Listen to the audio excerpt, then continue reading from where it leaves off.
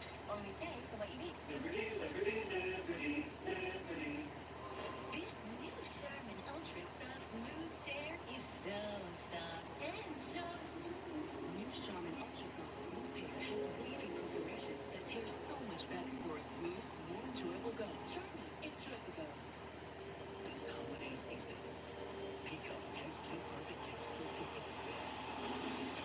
An exclusive NFL game live in prime time. And an exclusive microphone game to the two NFL exclusives only on Peacock.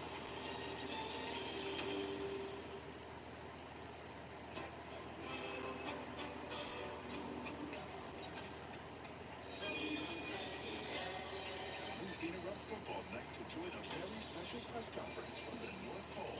He's here. Oh my God! Hey, buddy, relax. One wants to know, what do you do the night before your game? I'm watching football, of course. You see, it starts in the north. Pittsburgh, that is. I love those terrible towns. Not to mention a big man who can do it all. And just like I did, it's time to turn to Rudolph. But what about those other guys? Who they? Nobody. So, what's the item this season? Well, everyone seems to want this peacock. That's the only place to see the magic of jolly old Josh. Laser! What's Josh Allen? Will there be snow? Not this time, but it's Christmas in L.A. too, right? Yeah, right. By now we've seen all the holiday classics. Another Christmas in the trenches. Into the end zone! Bring on some football! Merry Christmas to all, and to all a good football night. You know how hard it is to get Santa 2 days before Christmas?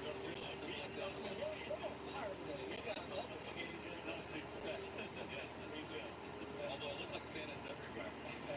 Well, you got the Bengals, you got the Steelers. This is what December football is supposed to be with a playoff spot in the mix here. Bengals won 3 in a row. Jake Browning comes in. Can he keep this magic going? Right, I think he can. I mean, really, he looks like a little bit of a lesser version of a Joe Burrow running this offense. And the big thing you see in the formula so far for him is screens and shots. We know they got talent, people that can go down the field. This Colts game, they threw for 126 yards in screen passes. That's great for a quarterback.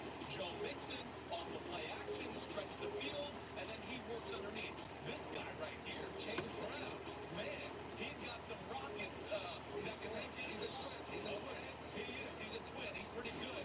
And they would get the ball in his hands, AJ. I just thought the pick by Zach Taylor is efficient with the underneath stuff, but when they get chances outside, they take shots. And look at T. Higgins run up on the receiver, adjust to the ball, and Browning is not afraid to throw the deep ball. What I love about Browning, he's confident and he knows what the defense is in. He can throw this ball right here to Jamar Chase. Wait a second, I got T. Higgins one-on-one with Cam Bynum, a safety. I'm throwing it 9 chance. Touchdown. So I love watching this guy because he's not just taking what's easy, he's taking what the read tells him to do, and it's leading to good football. I think the other part is we saw the screens, we saw the deep stuff, but he's completing deep end cuts, hard balls to throw for a guy who hasn't played that much. He's standing in, looking down the gun barrel, making a lot of big-time throws. He really is. And the other thing the Bengals are showing here, they're more than just Joe Burrow. There's a reason they've been to 2 AFC championships in a row, the Super Bowl. They're tough, they're gritty, they've been battle-tested, and they're showing us that right now. So this really goes without saying, but Steve confirmed for us a lot at stake in this game tonight. Yeah, there is, and you've been talking too about that journey that the Steelers and the Bengals have been on. Here it is. This is from DraftKings. These are the odds week by week to make the playoffs. And a month ago, of course, when the Steelers beat the Bengals, the Steelers were in great shape, it looked like, to make the playoffs. The Bengals were basically falling off the board in terms of their probability. Since then, the Bengals have been nothing but winners. The Steelers have done nothing but lose. Now it's the Bengals with a much better chance. Although if you look at this, they're still coming into this game. The Bengals are underdogs to make the playoffs. Now, this is where it gets interesting. That would change if the Bengals get the win. You see their probability will rise to 61%. That would be a little tenuous, though, because, look, they would still close at Kansas City and then with the Browns. 2 very tough games potentially there for them. Bengals scenario with a win today is the best path for them is to win out, and they would still need a little bit of help here. Buffalo losing would be probably the most likely. There are some other scenarios, but winning out is a very tall order when you look at the schedule. And if they take a loss, if the Bengals lose, all the way down to just 14%, all that progress they made in the last month would be erased. The Steelers, meanwhile, even with a win today, they're in that very low probability. They would need to win out, get a ton of help. We call this the easiest path. That is really stretching the term easy there. With a loss, they are all but buried. The Steelers will come for the playoffs. I would not have guessed that the playoff odds would shift that much for the Bengals in this one game here. Time for the home team picks brought to you by Lowe's. 73% of America on the Cincinnati Bengals. Go out to Jack. Who you guys like? Yeah, listen, Alvin, America knows. I'm on the Cincinnati Bengals as well. And there's been a long-standing belief that they have two top wide receivers. I think T. Higgins proved that. He needs to continue to prove that. Bengals today. I like the Steelers. This is the type of game that Mike Tomlin, he gets his team motivated up for. I think the defense is going to show up. They don't have Minka Fitzpatrick, but I like the Steelers. I agree with you, Ron. I like the Steelers. I think two suspect running defenses, sacks, and interceptions are going to determine it. I think the Steelers come up with Big plays. I got to watch the game with you, too. All right. I've been saying it's now or never for the Steelers, I think, every week for the last month, but it really is now or never. 51 years to the day since the Immaculate Reception. That was the day I discovered the NFL, baby. Steelers for me, Matthew Barry. Hey, Mike Florio, but you know what I think about how beat up the Steelers defense is? There's a reason Mason Rudolph hasn't started a game in over 2 years. Give me the Bengals. Jake Browning's playing too well on it. That is solid reasoning, Chris. Well, I think we all keep thinking, oh, Mike Tomlin team, they're about to turn it around. But I've said that to myself 4 weeks in a row, like what Mike Florio said. They're not good on defense. They're not good on offense. The Bengals are better. I'm taking the Bengals. I think your Mike Tomlin team, they're going to turn it around. I'm going to go with that guy. Okay. A lot of old school guys up there said what I said. I'm going with the Bengals. They're playing better. They have a better football team. They're going to win. Embarrassing loss last week for Pittsburgh. Tomlin will have this team ready. Right. There are too many holes in the defense. Jake Browning playing too well. I take the Bengals. Playoffs haven't started yet, but you saw the odds from Steve Kornacki. Really playoff feel for both these teams. They gotta win and win quite a bit in the last 3 weeks. Those were today's home team picks. Brought to you by Lowe's. The first game of our Saturday doubleheader. No Eagle. Todd Black, Mitchell, Captain. Have the call. We'll see you back here at halftime. Happy holidays, everyone.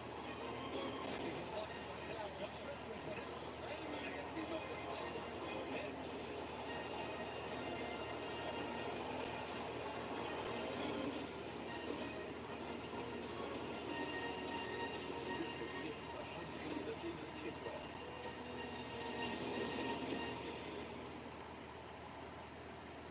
Spanish language audio provided by Telemundo Deportes. Or watch tonight's game in Spanish on Universo. It's that time. Christmas time is here. So hip hip hooray for another Steeler game. Thanks for tuning in and watching my live watch along reactions live right here on YouTube. As always, I'm your host, Encyclopedia Sports, Cohen Luke 96. Be sure to like, follow, and subscribe on social media. Links in the description below. That's Facebook, Twitter, Instagram. The red subscribe button, notification bell next to it as well to stay up to date. Once again, links in the description below. Thumbs up button if you're up for Steeler win. Share hashtag NFL.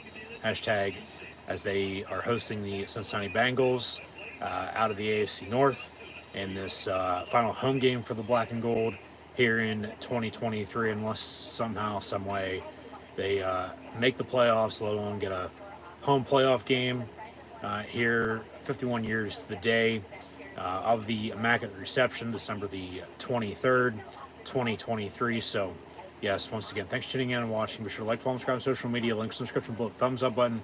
Share, as I was saying, hashtag NFL, hashtag Bengals, hashtag Steelers, hashtag SIN for Cincinnati, CIN versus PIT for Pittsburgh. Chat questions and comments. Super chat, super sticker, super like, super thanks. Always greatly appreciated.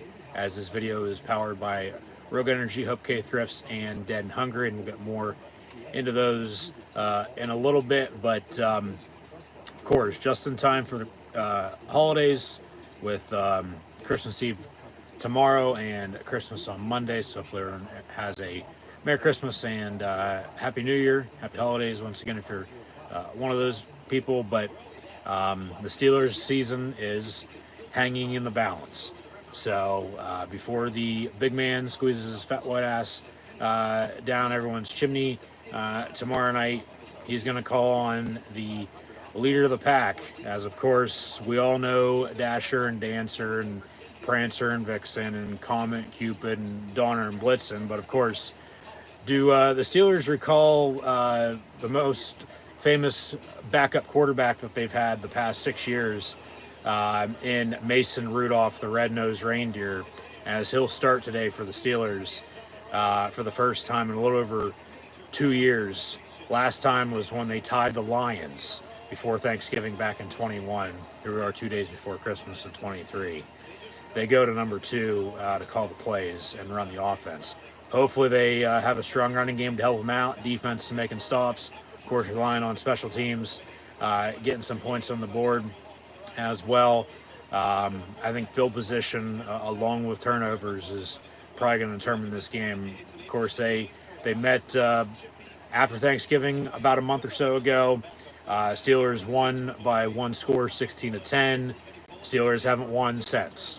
On the flip side, the Bengals haven't lost since. They've won every game they've participated in since they last lost, which was against the Steelers. Pittsburgh, once again, hasn't won since they last beat the Bengals. It was 16-10 the Sunday after Thanksgiving.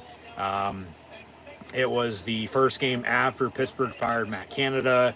Of course, they had the most total yards offensively that they had in 3+ years. 3-game losing streak, though, to the Cardinals, Patriots, and Colts. They return home today, hosting the Bengals. Jake Browning getting the call once again. That was his first start for the injured Joe Burrow then, of course, lost, but then, they've won every game since, including 2 in overtime the past few weeks. So, of course, something's got to give. We'll see what does. But, yeah, Mason Rudolph, the red-nosed reindeer, going to get his chance to shine today for the Pittsburgh Steelers. Of course, once again, season hanging in the balance. Can he lead them to victory is the question, as they sit at 7-7, seemingly throwing the season away. But after coming off the 2 home losses to Arizona and New England, of course, as Pittsburgh was 7-4 after that Cincinnati win. Lost to the 2-10 Cards, lost to the 2-10 Pats in the span of less than a week. And then, of course, went to Indy last week on a Saturday afternoon, lost then. Here we are 1 full week later, another Saturday afternoon, now sitting at 7-7. I mean, they need to, of course, take care of business and win, get a lot of help if they want to be in the postseason, let alone win 2 of the next 3 to have a winning record. But at this rate, I've said my piece on that. That really doesn't, matter anymore. It doesn't. But Mike Tomlin last week after the loss was quoted in saying a few things. He seemed to the point, okay, enough's enough. And rightfully so, because they have flat out sucked it up the past month. Once again, seemingly throwing the season away, when it's been there for the taking. But no, because you play down to your opponent, here you are. Reap what you fucking sow. They dug their grave. They're lying in it. Now can they get out? But Mike Tomlin last week after the loss said a few things. First off, one, we're not playing smart or playing losing football. Things won't continue the way that they are. Well, we'll see about that, of course, but, not going to keep doing the same old and hope for a different result. Everything's on the table regarding change, so once again, we'll see about that. Can play better. I would hope so, but play better football, but can't be playing football like the way they've been, because it's not Steeler football. It's not. But better do things differently. Well, yeah, no shit. And we're not going to roll that ball out there next week, meaning today. So, like I said, we'll see what it gives. We got 60 minutes of football coming up to kick off this NFL Saturday.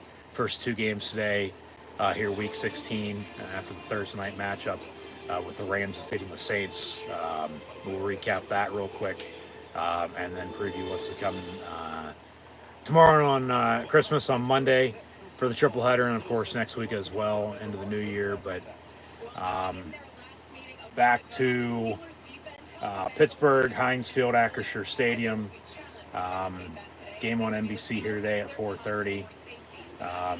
We got Iron Eagle, former Penn Stater and first round pick by the Kansas City Chiefs back in '83, but turned Pittsburgh Steeler quarterback and Todd Blackledge on the call of Catherine Tappan. So, all right, we'll see who's stepping up and making plays as with everything Tomlin said last week, you know, things won't continue the way that they are and everything's on the table regarding change. They've made moves. We'll see if it works out. Hopefully they're, you know, ready to play. One way or another, it's going to be your typical same old Steelers, I'd expect, though, no doubt about it. You know, it's going to be either a slow start and then they're coming from, you know, behind late, or they're starting fast, having a lead, and then fucking blowing it. So everybody in the 32s, of course, in honor of Franco, 51 years since the Immaculate Reception. Retired his number on Christmas Eve last year, but he passed away a few days before, unfortunately. Yeah, wave those towels. Oh, mama, here we go. Hopefully they're ready. Hopefully they're fucking ready. You know, just nothing stupid. You know, don't shoot yourselves in the foot that they love to do. If they can, you know, keep it close, they're going to be in it. So Steelers won the coin toss, deferred their choice or option in the second half, so they'll kick off. So they'll get the ball back to begin the second half, which is a good thing. But here we go. They're going to kick off. It looks like left to right from the hills of the river. Across television screen right now, dial. Bengals back deep to receive, and we're underway. So here we go. Touchback, and Bengals first and 10 of the 25 to begin the game. So they're going to give us the intros. There we go with the players. They're going to have to stop the run. But it's pressure and the turnovers on Jake Browning. His defense going to have to make stops. I mean, they rely on him way too damn much to begin with. But, you know, as they've, you know, bent and then broke, they need to go back to bending but not breaking. I mean, they're 7-7. Should be a hell of a lot worse, but it could be better. But first and 10 Bengals from the 25. They'll hand off on a draw and a tackle on the spot. So Ogunjobi brings down Mixon.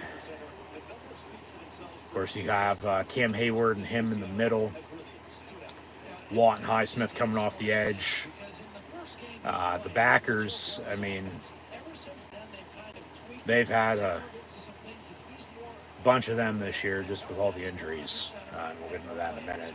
Minka Fitzpatrick's out in secondary with another injury. Can't catch break in that regard. They run the screen, and Mixon gets about 8, maybe 9 yards, so third and short coming up. So they're going to probably keep it simple and just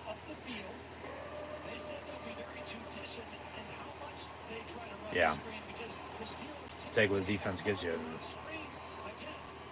Can the Steeler defense get off the field? Third and a yard. Watch for play action, but they'll probably run it here. But of course, they got Pat Pete, they got Levi Wallace, they got Joey Porter Jr. At corner.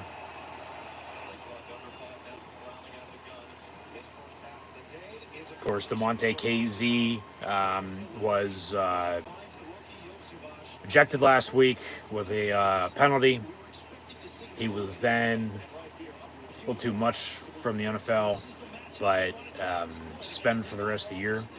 So out him as well. So it's who the hell steps up.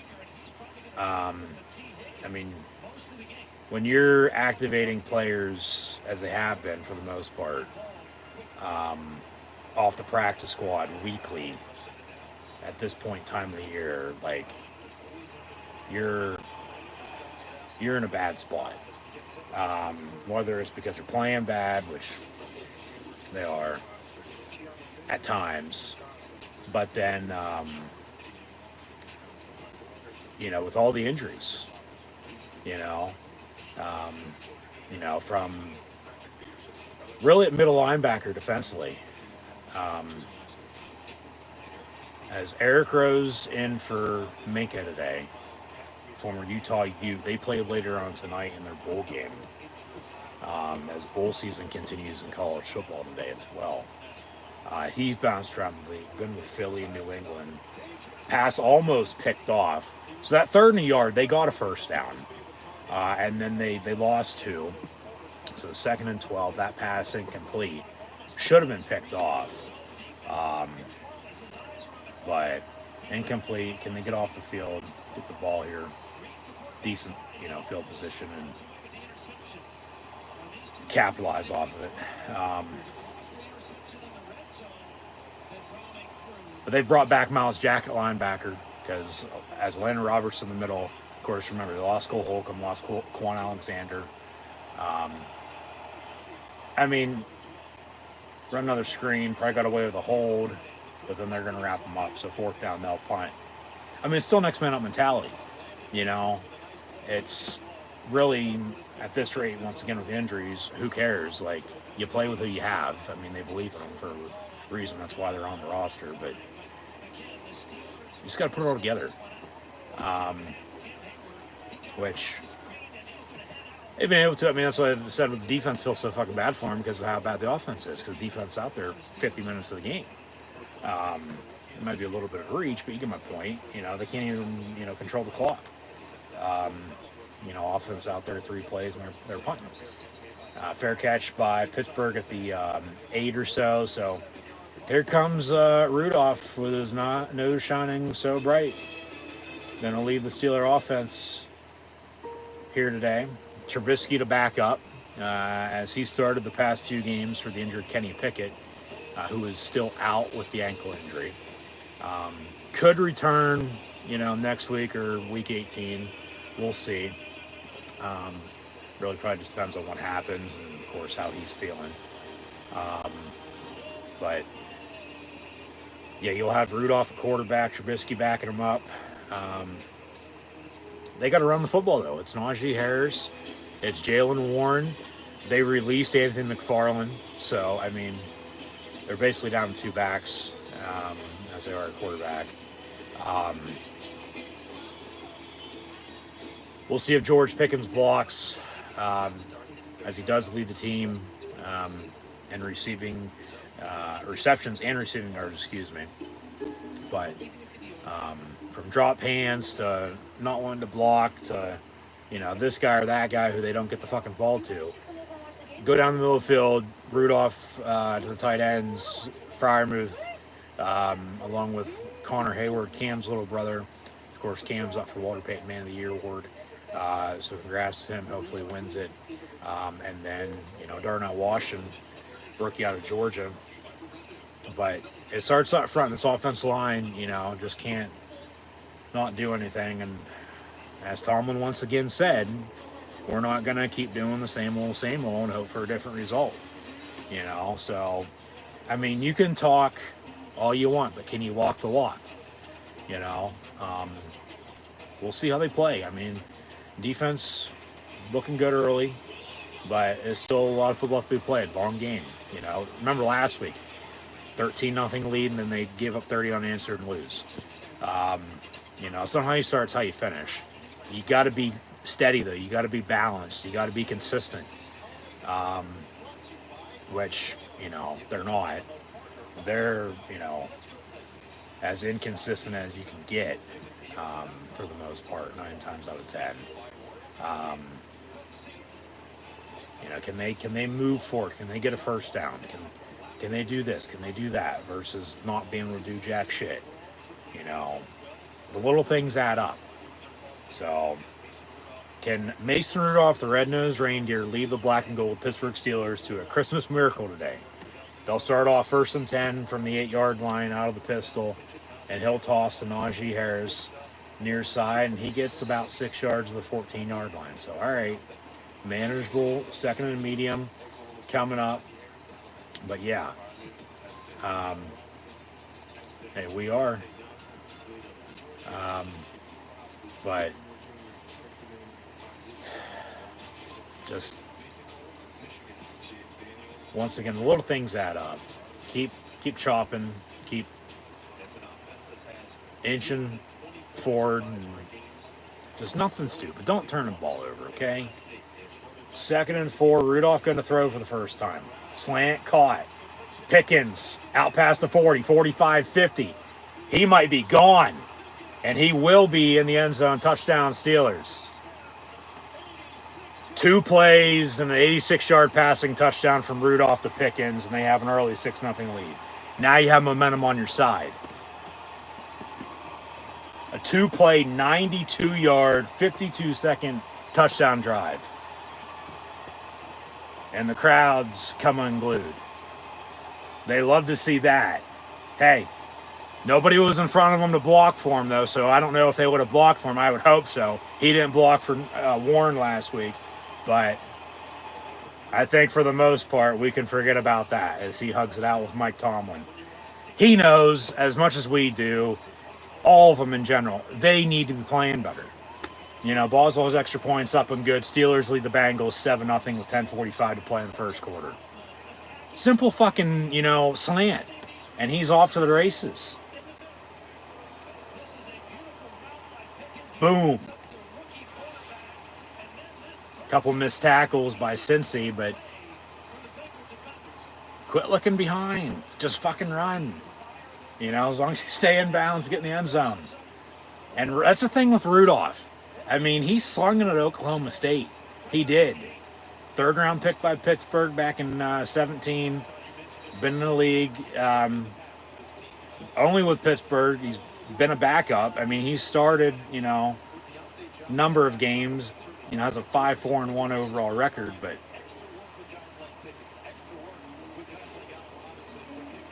you know, he's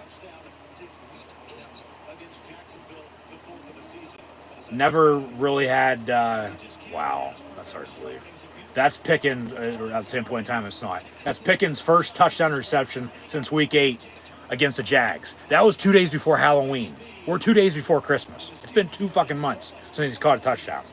Okay, that's how pitiful this offense has been. I mean, Deontay Johnson's got a touchdown or 2.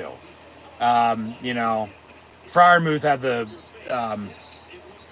game of his life against the Bengals in the first game without Matt Canada. They finally went down the middle of the field with the tight ends. I mean, now you have a lead. Can you run the football? I mean, Naj got 6 yards on the opening play, and then boom, you know, they run a simple slant. He hits him right on the numbers, and he's off to the races, touchdown.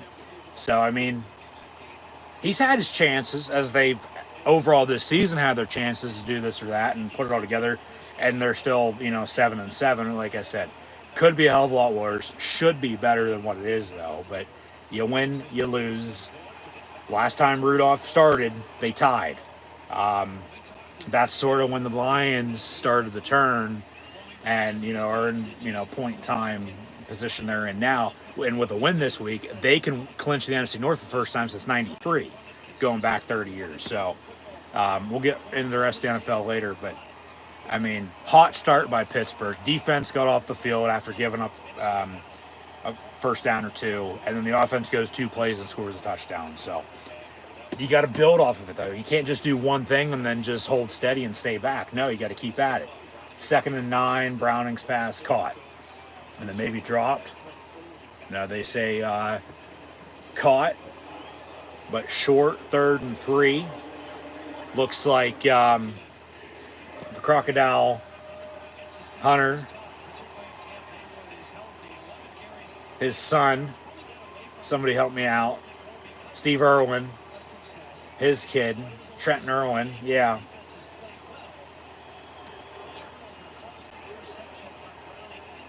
So 3rd and 3. Can the defense get off the field again here? Turnover would be nice. And down the middle is all day to throw. Caught at midfield and finally wrapped up at the 45-yard line. So it seems like it's going to be back and forth, back and forth. As long as, the offenses can continue to do this. It's going to slow down here in a little bit. It will. But T. Higgins on the reception. Of course, Jamar Chase out today with an injury. He's number 1 receiver. Tyler Boyd from Clairton, behind him. But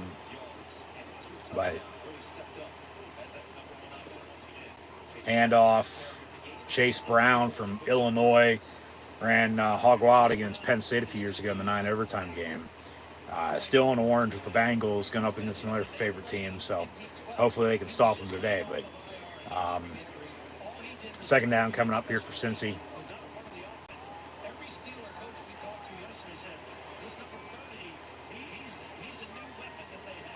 Second and 6 officially.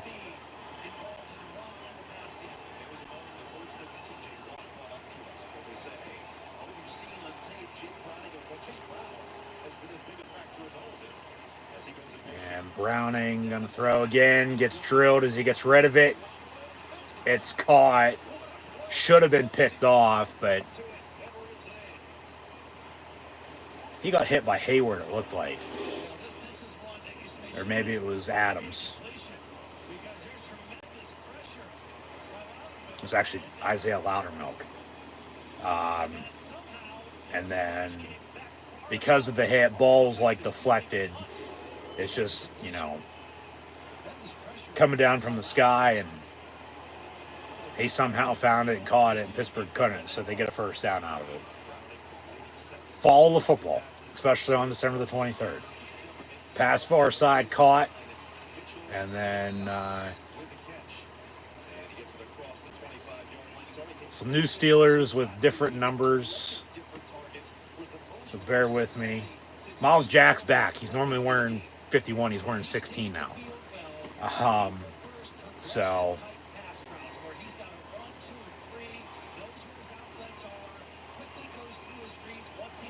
just make stops. I don't care how you get it done. Just fucking stop him.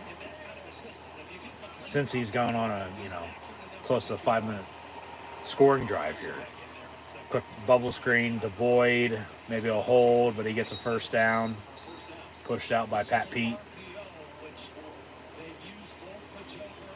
So they're able to convert. They're able to move the ball. First down, first down, first down. They're going to get points out of this drive one way or another here, it looks like, unless they turn it over. They're in field goal range. They're going to try to cut this lead a little and tie it up. So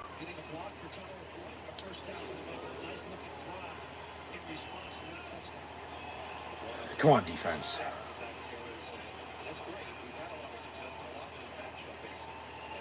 They'll motion a tight end near side and run it. And some good blocks. And Mixon will get about a yard or so. Mark Robinson on the tackle. So, of course, need him to step up, no doubt about it. This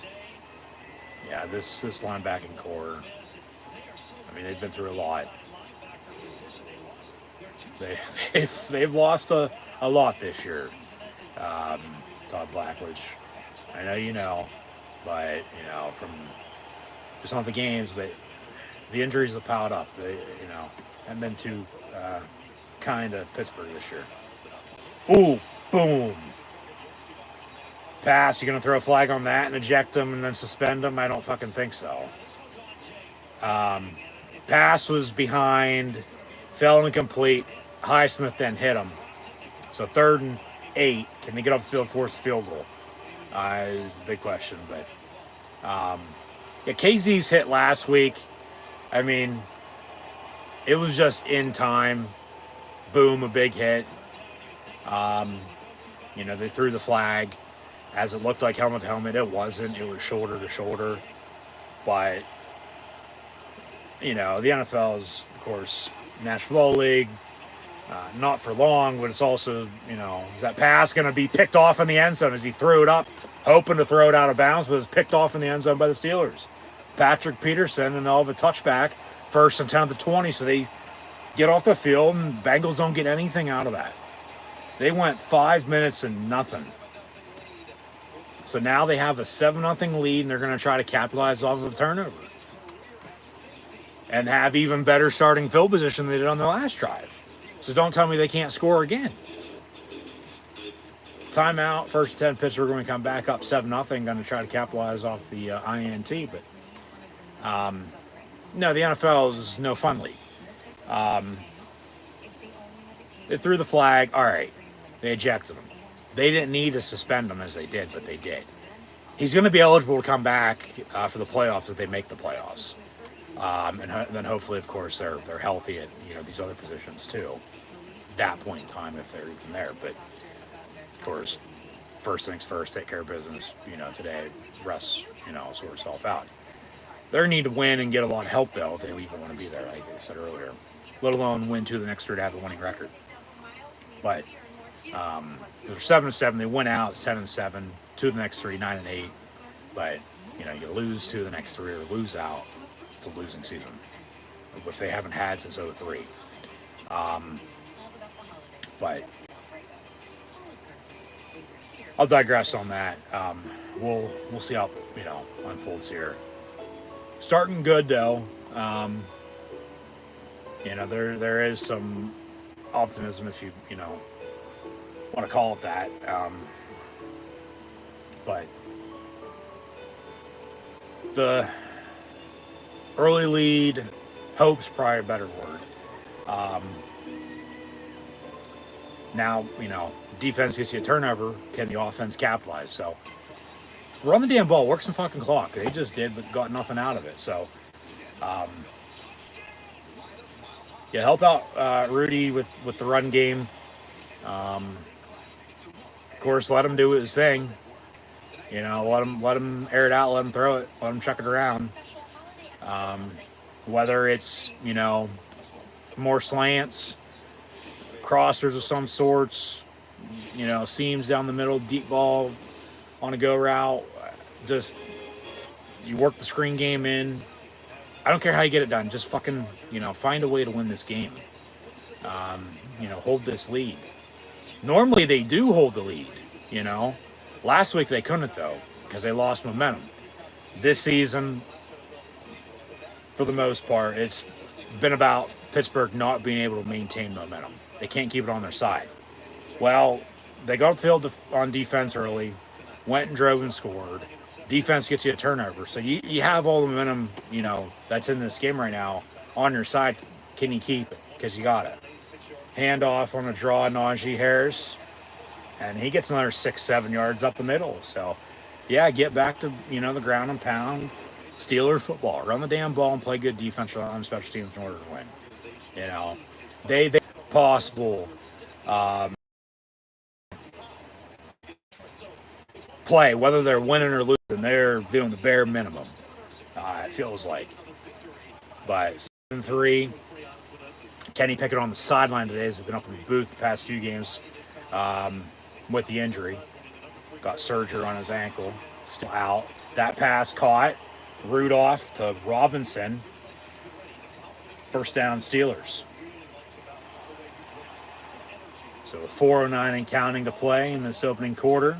Pittsburgh's got a 1st and 10, up 7-0. Run the damn ball.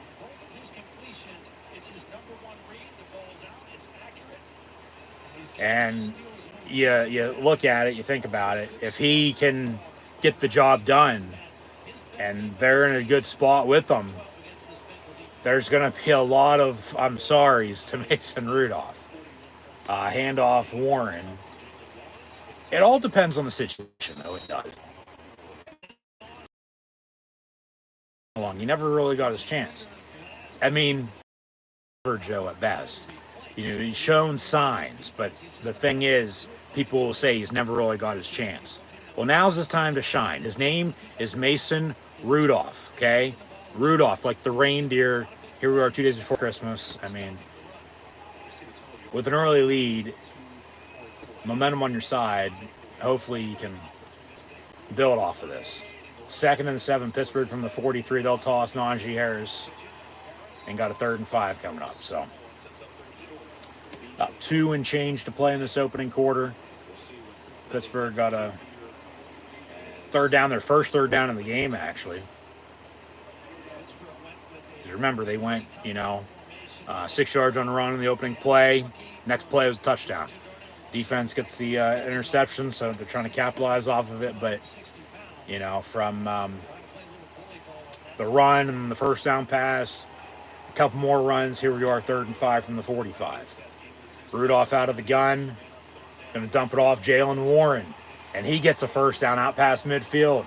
He scoots his way to the 37-yard line. The bowling ball bulldozer that he is just took down a couple pins. Just keep it simple. You got to be balanced. You got to be consistent. I mean, he's got green grass in front of him too, man. Just as everybody went left, they run the screen right, and off to the races he goes and gets a first down. So work the run in. They're right on the cusp of field goal range, so I mean, hand off Warren, and he gets about 4 yards. Oklahoma State. They never played together, but Mason Rudolph played at Oklahoma State under Mike Gundy. So did Jalen Warren. So now they'll have a 2-back set with Pickens and Robinson, it looks like, in at wide receiver. Saw Rodney Williams out there at tight end as well.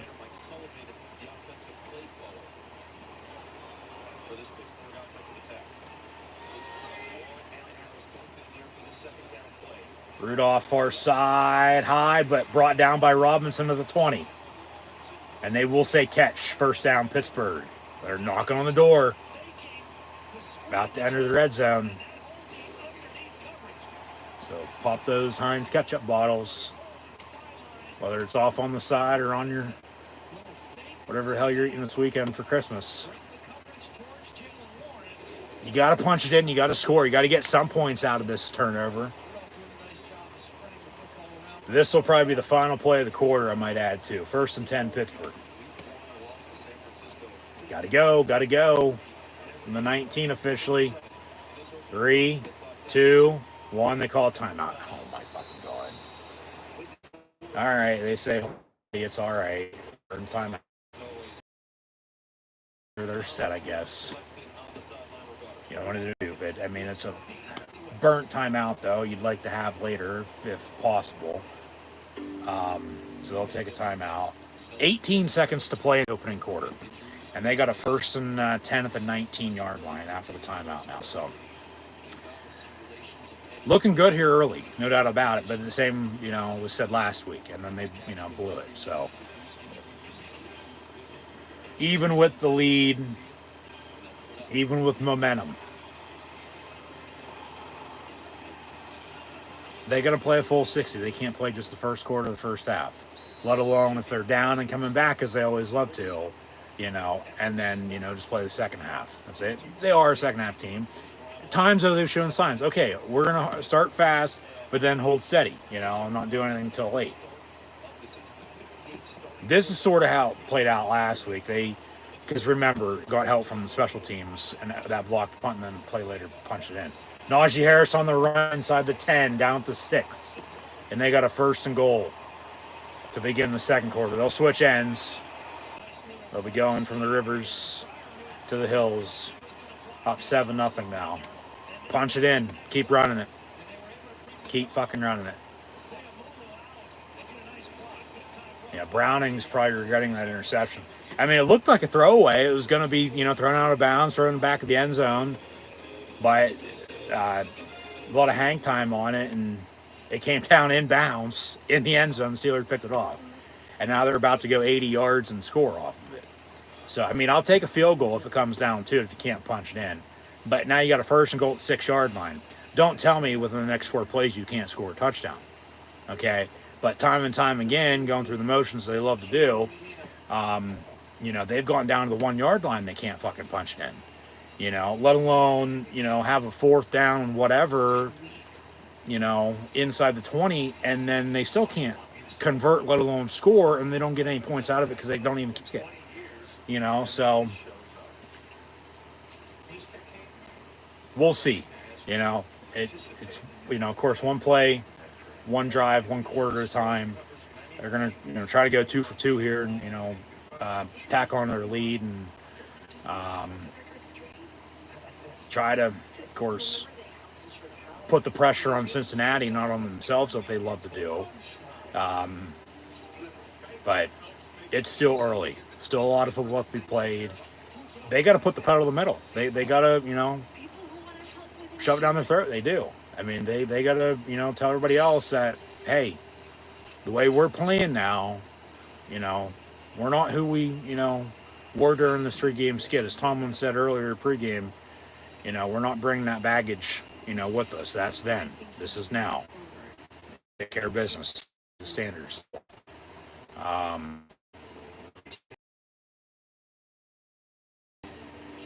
As on the end, you know, it's business as usual. It seems like nothing's going to change, and rightfully so, because, you know, as what the fuck are we watching?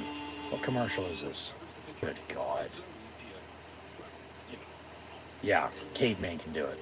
Ha ha ha. Jesus Christ. But what was I saying? That with, yeah, wins and losses, nobody's going to be saying shit if you win, other than, hey, win's a win, good job. You lose, hell's on fire, and, you know, about ready to burn fucking city down. First and goal from the 6. You got to score, you got to punch it in here. They'll fake the toss, roll out, Robinson in the flat, no get on the play, though, so second goal from the 6. A bad play call. I mean, probably should have tossed it, to be honest with you. But second goal here from the 6 now. But I mean, yeah, changes need to be made, but not, as it's always from the top down. You know, they get the flack. It's all about execution. They haven't been able to execute. Hand off to Calvin Austin, the 3rd, and he gets in, touchdown Steelers. Sure Matt Cannon didn't call that play on a end-around jet sweep? Yeah, it starts up front. You got to be able to block to run the damn ball and protect the quarterback. And, I mean, it was blocking that they didn't do last week, and boom, boom, boom. Warren just leveled them. Damn. Pickens needs to take a look at that. That's how you fucking block. And then Austin gets in, give me a hell yeah, touchdown Steelers. And rather than a 13-0 lead, they have a 14-0 lead today because, well, Boswell didn't miss 1 or 2 of his extra points today, as he did last week. Steelers lead the Bengals 14-0 here early second quarter, so they are alive. They've been living on the edge, coming undone the past couple weeks. It's been the same old situation. But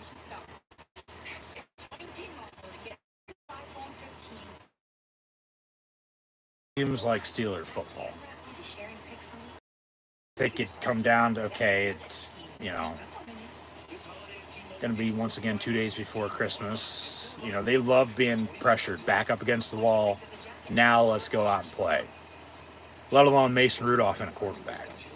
But knock on wood, he hasn't done anything stupid. You know, talk about taking what defense gives you. They have a running game. That, we'll see. We'll pull up some stats here in a minute. We'll have to see if that goes down as a pass or a run, though. Should go down as a pass, I would think, because it was a forward lateral. out of the gun on the end around, and then a catch from Austin, and then he runs in touchdown. So Steelers with 14-0 lead here. Just don't get comfortable, you gotta stay on the edge. You gotta stay as if you're still in the situation you're in, because you put yourself in a situation to get to 7-7 because you played like ass at times. I mean, all 7 wins by 1 score. 7 losses, with a 3-game skid, you get where we're at now, okay? I don't need to do the math on, it was by this or that anymore. They're 500 at 7-7, and it's a must-win situation for them. Backs up against the wall. What are you going to do? You going to fight back? You're going to lay down and die? So we'll gives. 14-0 is good, but you got to keep at it. So seemingly they're tired of being told they suck, but they have though. That's the thing. Yeah. Just wake the hell up, get your head out of your ass, and let's play. Like you're the Steelers, for God's sakes. And that's sort of, from what people have been saying recently, everybody has their own opinion. But that's got them into trouble, Like, talk about comfortable. Talk about being arrogant. Like, just because you're the Pittsburgh Steelers doesn't mean it's automatic. No, like, you still got to go out and do your job. You got to execute. So, tradition's still there, but it has faded a little bit recently. It's probably a better way to put it, with what's been said. Because like I said then, he wasn't wrong. I think we can all see that. But 1st and 10, Cincy from 25, they throw it into the ground on the screen. So incomplete, 2nd and 10. But can the defense get another stop? I mean, they went 2 plays and scored after they got off the field on defense. It's even, backed up, and then they go 85 yards or so and score. They get another stop on defense, get a turnover, capitalize off that turnover. So we'll see about that 7 points with the interception here early, how much that comes into play later. Trips in a bunch near side. They run a bubble screen. It's caught, but brought down right away by Sullivan. So 3rd and long. But had Miles Jack out there for the first time. Not wearing 51, but 16 at linebacker.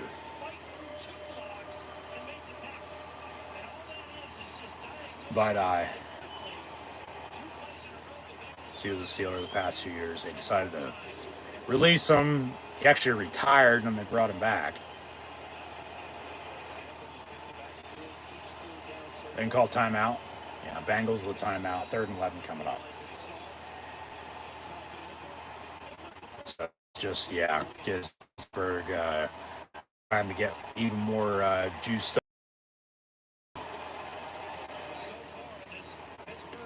Pittsburgh's energized, as they always are. But, give me a hell yeah.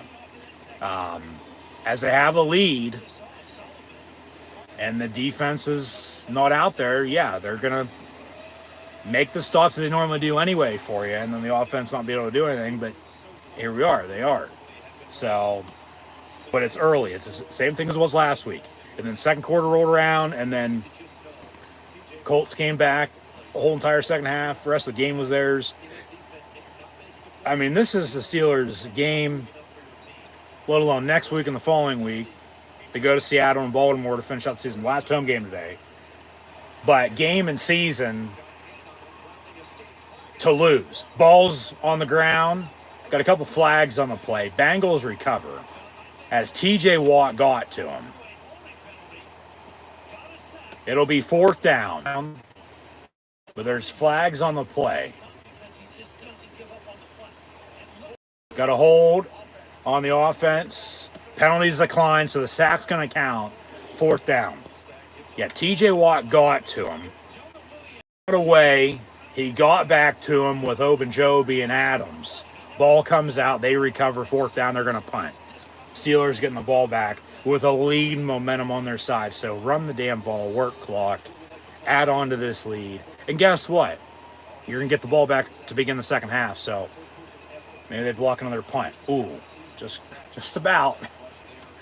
Austin going to let it bounce around midfield, and they'll down if they're about the 46, 48-yard line or so, give or take. So 13-12 to play in the half. Steelers with a 14-0 lead on the Bengals. And they got to keep it up. They can't let this slip and slide away, as they've loved to do. So just nothing stupid yourself. You know, Bengals talk about letting it slip. I mean, 3 drives, and they probably should at least have a field goal within the turnover. And then, you know, they have 2 punts. But, yeah.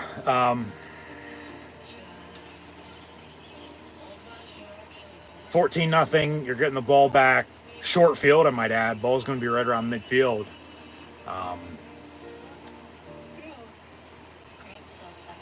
Run the damn ball. Work some clock here before halftime. Just don't get too full of yourself. All right? Don't let this game get away. You know, it's yours for the taking. It is yours to lose to begin with, because you're in a must-win situation. But with the way you played, you have the early lead. This is your game to lose. Don't let it happen. Don't let it slip out of your hands. And, you know, and the Bengals for a win. They're 8-6. Pittsburgh, with a win, would get to 8-7. They'd both be 8-7 then. And then, because in the AFC North standings, seemingly the division's going to be Baltimore's anyway. But wild card perspective, as the Steelers split with the Browns, as both home teams won. Remember, Pittsburgh already went to Cincinnati and won. They beat Cincinnati again today.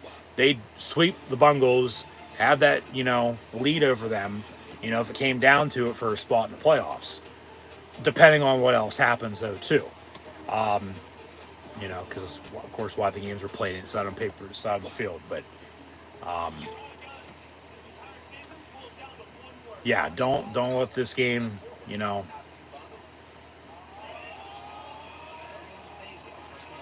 get away from you. Just keep at it. Like I said, pedal to the metal, but, you know, slow and steady. As they bring Heavy Festivus into the Steelers with the offense. As they're be in the spot they're in there. It up. All right. 1st and 10, Pittsburgh from the 48-yard line. Rudolph out of the gun will hand off Naj, and he gets 9, maybe 10 yards at first down, depending on the spot. Both teams have 2 timeouts and 2-minute warning remaining in this first half, I might add as well.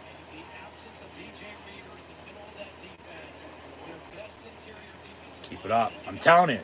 Go down the middle of the field of tight ends here before too long, too. They are them whatsoever. Where's Freiermuth at? Where's Hayward? Where's Washington? Where's Williams? 2nd in the yard, Robinson in motion. They'll run Naj again, and he gets a first down. They'll move the sticks. That's a first down. Yeah.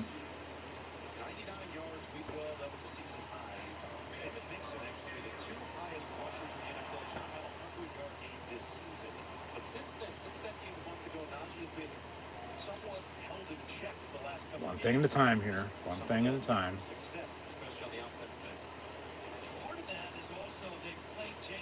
Take a shot here before too long. Just nothing stupid. Freiermuth in motion. Rudolph gonna throw, roll out, and then throw it away. Out of bounds, incomplete. So, 2nd and 10. That'll be his first incompletion of the day, if I'm not mistaken, with 11:55 to play in the half. So, I mean, yeah, they've only thrown a handful of times, but hey, yeah, he's playing smart. I mean, they all are. They got to. They can't be doing anything stupid. Yeah, that was his first incompletion of the day on a throwaway. It wasn't like, good coverage or anything like that. It was just a, simple throwaway. From the 42, 2nd and 10. Rudolph going deep. Far side, incomplete. Intended for Austin. No flag on the play. Probably a good no call, 3rd and 10. And yeah, that's former Steeler Mike Hilton. I'd be wanting a flag. Yeah, why the hell did they not throw a flag on that? That's a missed call. And Sean Hockley's crew is always throwing fucking flags. Where was it? Come on. Incomplete, 3rd and 10. Gotta go. Play clock winding down. Gotta go. Empty set. 3, 2, 1. They barely get it off. Pump fake. And then they run. Yeah.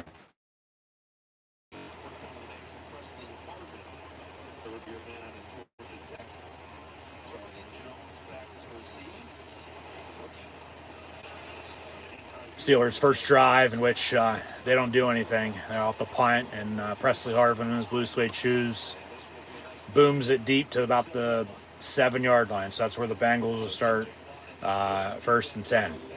Down 14, 11 minutes on the dot to play in the half. Sorry for the technical difficulty with the buffer disconnect and reconnect, but we're back up and running live here on YouTube. Thanks for tuning in and watching. But yeah, that play, disaster to say the least. Could have been a hell of a lot worse. He wanted the bubble screen, then he pump faked, and then it was tipped. Warren caught it rather than, hey, it falls incomplete, or they say fumble, they pick it up, have, a short field as Jens did, and then, can't do anything with it. But that pass complete over the middle, 2nd and short coming out for Cincy. And then he caught it, but he lost a lot of yards, and then you're basically back where you started from, and then you have to punt. So, I mean, yeah, I get not every time it's going to, connect, and you're going to click and be on, the same ground, but got a whistle. Somebody's helmet came off, I guess, 2nd and 4. But, all right, Atlanta Roberts being aided. Hopefully he's okay. But,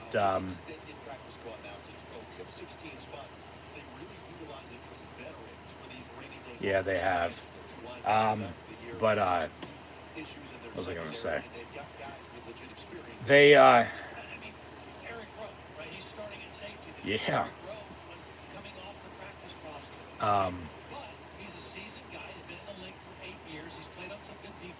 But yeah, they just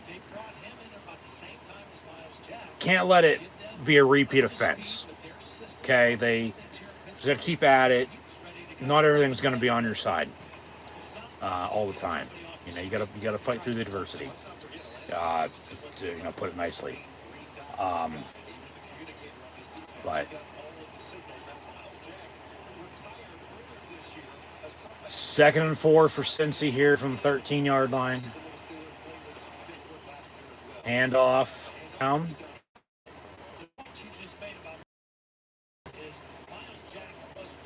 Yeah. Team in tackles, and they cut him. And then he signed with Philly, retired at the end of camp, in the preseason, and then Pittsburgh signed him, and he's been on the practice squad along with Blake Martinez and Eric Rowe and a lot of these other players. Yeah, when the hell are they going to be playing? Well, we're getting 2 of the 3 today. Blake Martinez is still nowhere to be found. Obviously dealing Pokemon cards out on the street still. But 3rd and yard, handoff, mix, and they'll get a first down. But, yeah, they'll move the 6. I mean, the refs are letting them play, and, that's fine by me. You know, they probably did miss that PI, but as long as they're calling down the middle, I don't have a problem with it. It's normally Sean Hockley's crew, though, is flags left and right all over the damn place.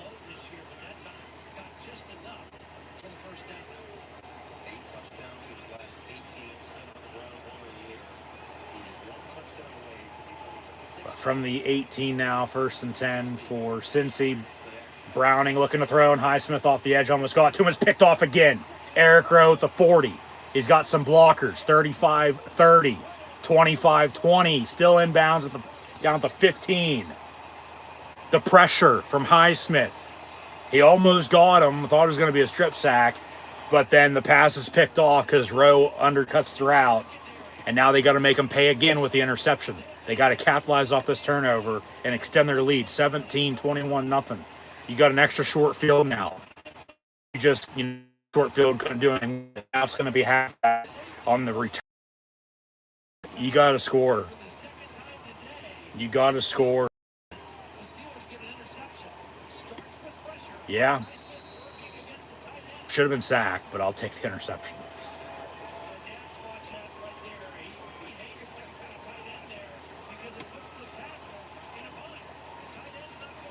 So 1st and 10, Pittsburgh at the 14-yard line. Run the goddamn ball.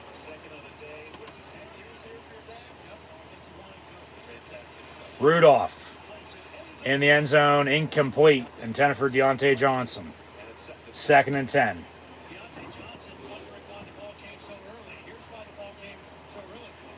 Telling you, go to the tight ends. Where's Frymuth at? Rudolph's bulk of his receptions have been, as Trey Hendrickson's heard on the sideline, been caught by Allen Robinson, a former. Why don't you go to another one, Pat Frymuth? Hayward in motion. They'll run Naj up the middle. Go to the 10. 3rd down coming up. 3rd and 6. 3rd and 6. I'll take a field goal. 2 scores. 1.5 scores, actually. 3 scores at 17. But 3rd and 6 here for Pittsburgh.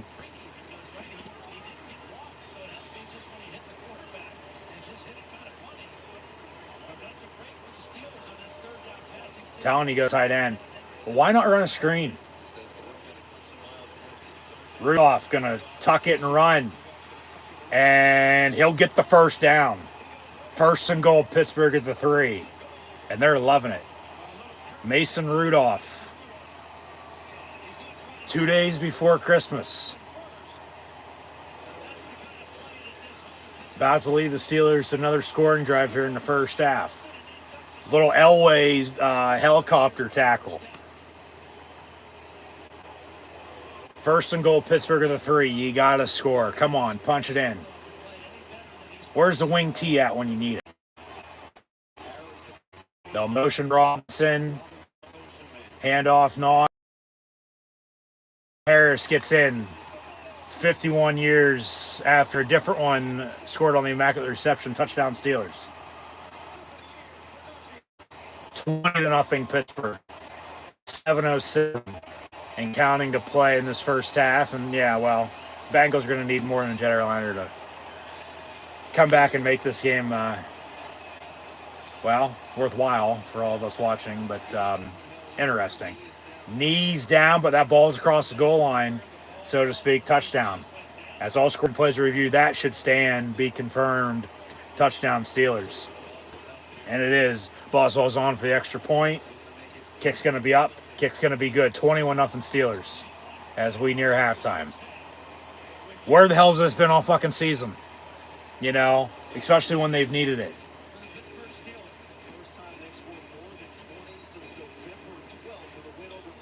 Wow. Been a month and a half since they scored at least 20 points. That was against the Packers. That game still came down to the wire. It literally came down to the final play. Danny Smith ended up tearing his tricep on the interception return that sealed it. with the tackle out of bounds. As, hey, 4 drives and 3 touchdowns, 21-0, 14 points off of 2 turnovers. I mean, that's right now the difference in this game. Unless it's 7-0 and all Pittsburgh has to show for is the touchdown 2 plays in, and okay, you have a 7-0 lead, Bengals are still within reach. But because they've turned the ball over, Pittsburgh making them pay with 2 interceptions into points, is why the Steelers right now have a 21-0 lead on top of the Cincinnati Bengals. So here's some stats for you. Jake Browning, of course, going to have the 2 interceptions as he officially, along with Mason Rudolph, who has 2 passing touchdowns, has yet to be sacked, I might add, as well. Browning's 11-16, 80 yards passing and 2 interceptions, sacked once. Probably should have been sacked a few more times. I mean, we'll see about Cincinnati in the run game. They don't have one right now.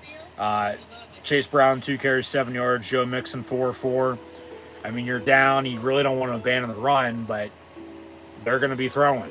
So Pittsburgh defensively, more pressure, okay? More interceptions. Bring them down on sacks, strip sacks. Just the difference right now is the 2 turnovers for touchdowns. But it's still early, no doubt about it. 21-0 is 21-0, but we've seen comebacks. They can't let this slip, okay? They still can't let this game come down to the wire. You know, once again, it is theirs for the take. They're to lose, and they have momentum. They have momentum on their side this whole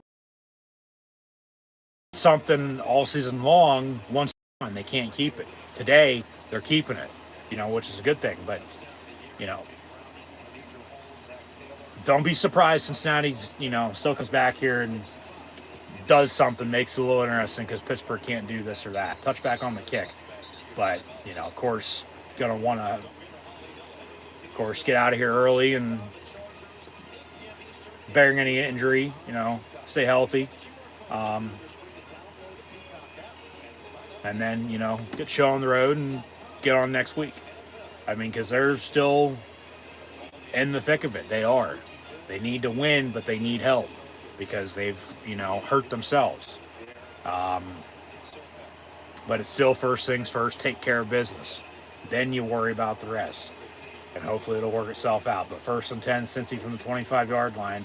They'll run it. Maybe 3-4 yards on gain up the middle. So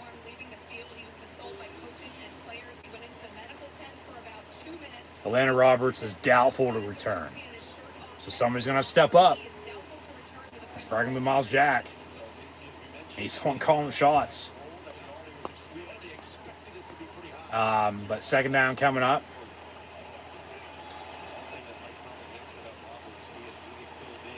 Second and 7 here officially. Over the middle, caught. Boyd, missed tackles. Off to the races, down at the 42. So you can't have that happen. But they let it. No, what was I going to say? The run game with the Bengals, they really don't have one. You're down. You don't want to abandon. You keep running. They're going to be throwing. So, it's, once again, more pressure, hopefully in the turnovers. But just continue to soften as you have, you know. I don't care what it takes. Just make some stops. You know, keep them up. Hopefully they're, you know, going to be clicking on all cylinders the rest of the way as they have, you know, to this point. You know, play a full game, you know, for once. And, you know, I mean, you win as a team and you lose as a team, but if they can find a way to, you know, hold this and, you know, keep the lead and, you know, find a way to win, it's overall, no doubt about it, going to be a team win.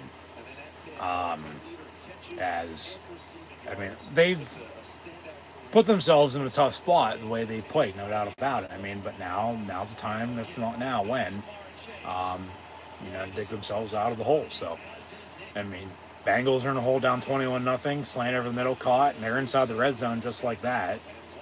So, yeah, this defense is still going to have to make some stops. They just can't let them, do what they want. They got to continue to make some stops here. So 1st and 10, but can they keep it up? With making the stops they need, forcing a field goal here, rather than give it a touchdown, maybe get another turnover. Trips on a bunch near side, and pass going to be caught. Irwin, and down to 5. So 2nd in the yard from there coming up for Cincinnati.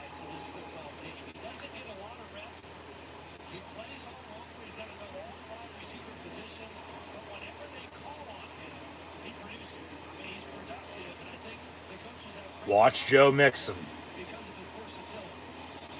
Let alone watch a fade to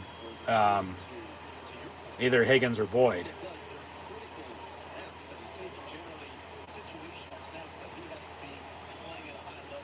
They finally got tight ends involved on this drive too. Pittsburgh still hasn't, but pass caught far side, but Joey Porter on the tackle right away. 3rd down. He's actually going to lose the yard, it looks like. 3rd and 2 now. Come on, defense. Let's make a stop.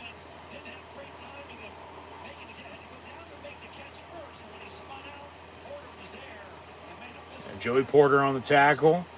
And then Highsmith helps him push out. So, still 3rd and yard for Cincinnati.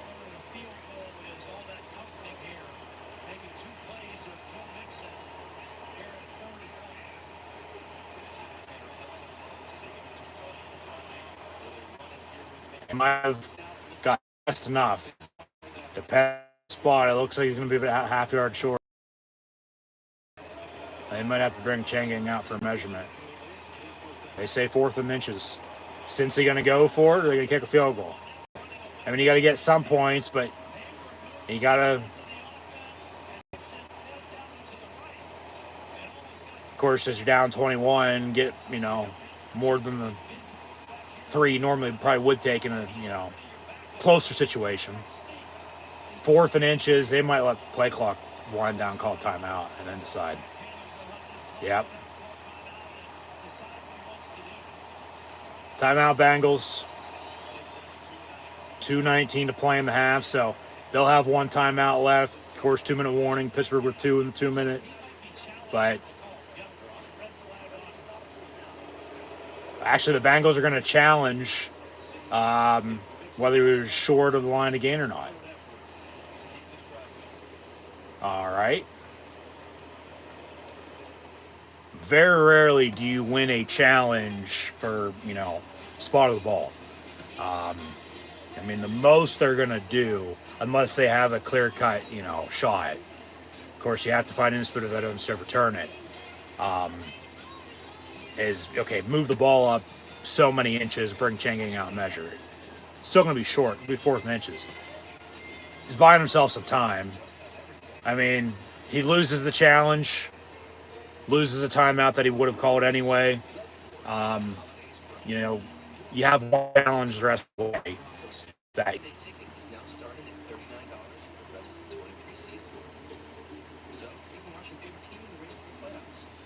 as I was saying, once again, start from technical difficulty, the buffer disconnect, connect. But commercial break, Bengals challenging. I mean, it's not a bad challenge, because you win it, it's 1st down. Even better for them, not good for Pittsburgh. But you lose it, okay, you're down a challenge, you have 1 the rest of the way. But then you're going to be down the timeout that you probably would have called anyway there. And then you have the 2-minute warning coming up, because if not now, when? Because you can't challenge it in 2 minutes, so. He's probably not going to win it anyway, because once again, as I started saying all that, very rarely do you win spotted ball challenges. They're not going to move the ball that much, and it's still going to be work. I'd be surprised if this gets overturned. I would.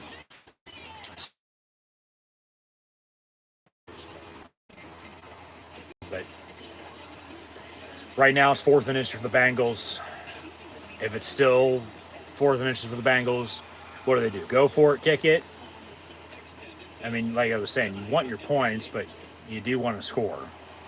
It's going to stand to this call at 4th and inches. And they're going to line up to go for it. So Pittsburgh's going to sub some late guys in. I mean, why not call timeout yourself and make sure you're set? 4th and inches for the Bengals. Why not get up under center and sneak it? No, but you're in the gun. If they convert, they convert. But going to throw it. Incomplete in the end zone. Turnover on downs. Steeler ball. Up 21-0. 2:14 to play in the half. With 2 timeouts and a 2-minute warning coming up. Don't tell me they can't drive and get some points. Back up against the wall. They, went and scored earlier. Same thing here. So, surprised they probably didn't call a flag on that either. But they're letting them play. They didn't call a flag on the other one earlier. Didn't call a flag there. So they're letting them play. They're calling it down the middle. It is what it is. You live with it. Yeah, Cincy's going to want a flag on that, but they didn't get it. But Pittsburgh wanted a flag on the one earlier, and they didn't get it. So it just is what it is. I mean, once again, why not on 4th and inches get up there and sneak it? But they end up throwing it rather than running and get a first down. But so 1st and 10 Steelers. Probably got one play here before the 2-minute warning. Unless the Bengals call their 3rd and final timeout, then they'll have to snap it again. So they'll start 1st and 10 from the 5. Rudolph out of the gun. They'll run a screen with Warren. And he gets to the 10, lowers the shoulder out of bounds around the 15. We'll see about the spot. Probably 2nd and inches rather than first down. And that'll take us to the 2-minute warning. Steelers going to have a 2nd and short coming up. Up 21-0. And they still got 2 timeouts. And you just took away, 8-10 yards there, that you got to go. So keep it up. Get a couple more first downs here. And drive and score. Get a field goal, come out, take your points. Score a touchdown. Have a 4 lead at halftime. And they have a 3-score lead. It's twice on the red zone. They put the ball over. Plus, they have 2 flat-out turnovers with interceptions. That's a turnover on downs. Still counts as turnover there, folks. Steeler ball. So,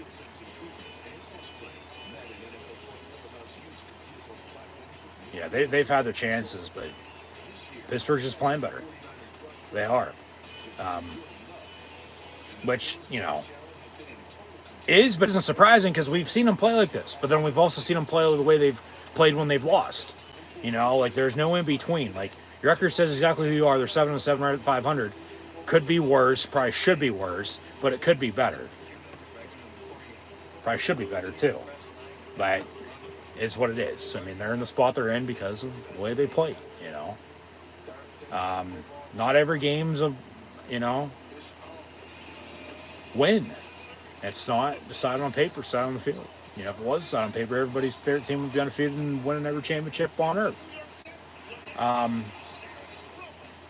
But so yeah, like right now, do what Arizona did to you before halftime. Do that for the Bengals, okay?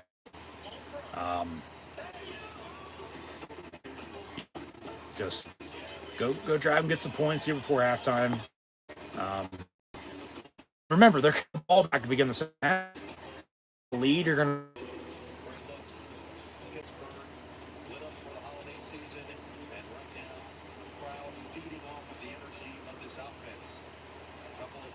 All right, back to it again. 2nd and a yard. Handoff from Rudolph to Warren. First down, Steelers. So they got 2 timeouts. Minute 51 and counting to play in the half. So new set of downs. Just keep it up. They're going to have to take a shot here before too long. I'm telling you, down the middle of the field. And Rudolph.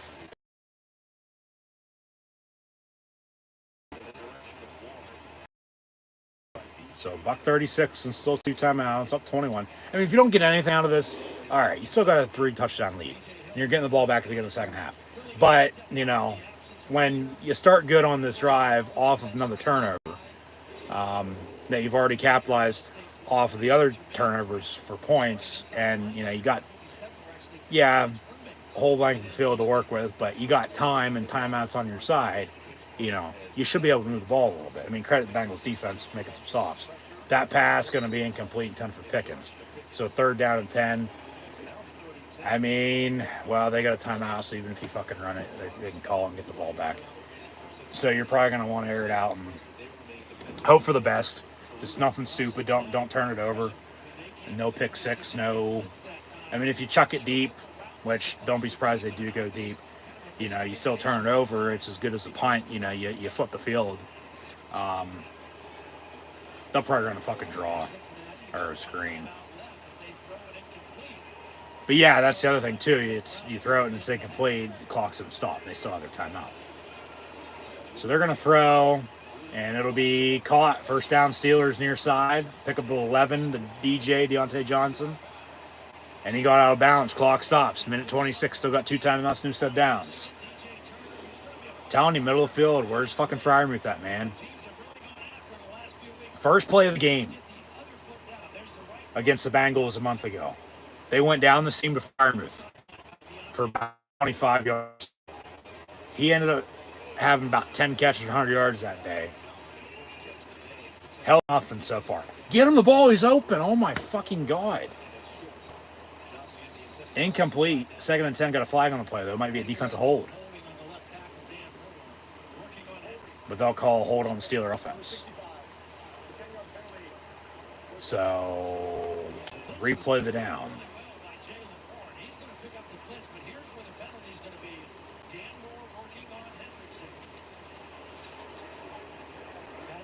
Yeah, they're going to call that all day.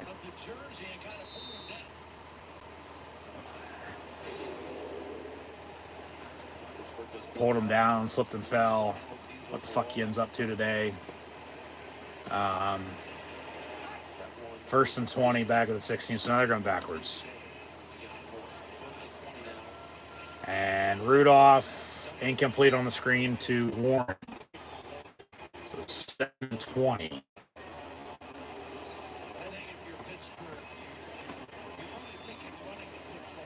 Yeah, get some yards back, get a 3rd and whatever.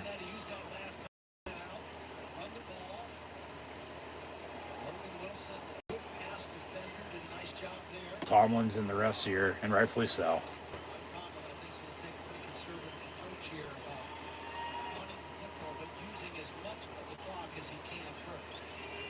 Yeah, when did the Bengals call their timeout, if they even do? They're going to throw. Rudolph, complete. Deontay Johnson at the 20. But slow to get up as a Bengals defender. They're going to call the 3rd and final timeout anyway. 3rd down. All right, so now you just fucking run the ball and drain the clock and call a timeout yourself and then punt. Make them drive like the field with no time and no timeouts, excuse me.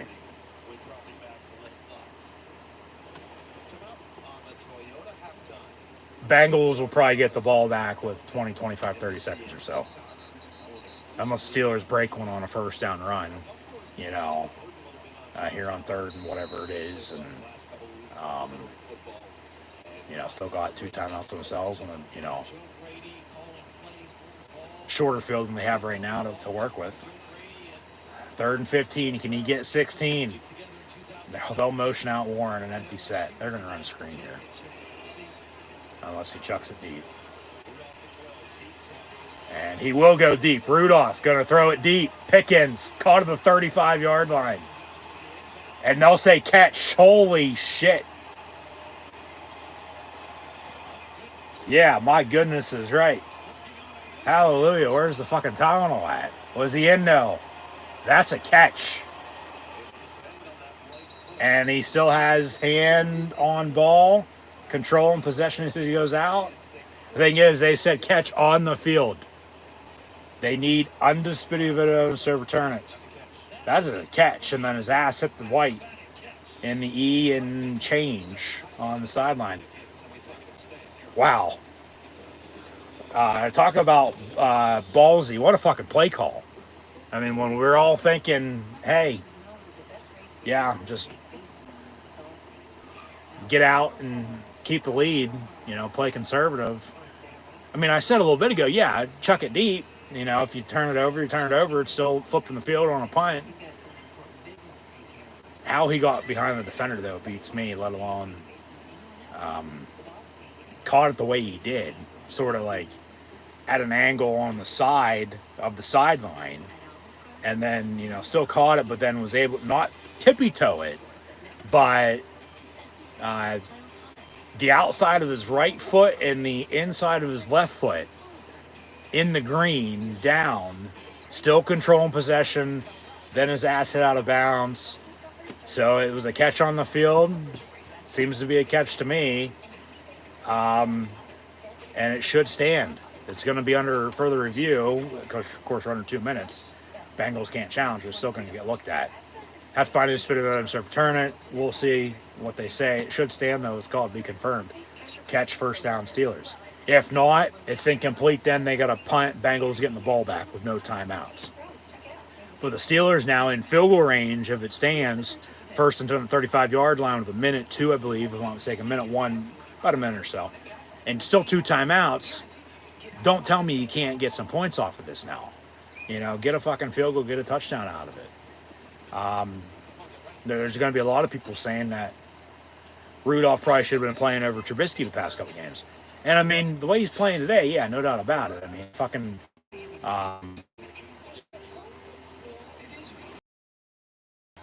here we are. I mean, reap what you sow, but he's obviously, right now, playing a damn good half of football. This, savior for the offense. Defense playing as stout as they, have all season. Once again, the difference in this game is points off turnovers. So Pickens with the catch, left's down, right's down, and then he goes out. And they say catch, right? Yeah, first and 10 still to the 35-yard line. Holy shit. First and 10, Pittsburgh. Rudolph back near side, complete to Warren. Stiff arms him and gets out of bounds on a 5-yard pickup on a play that should have been nothing.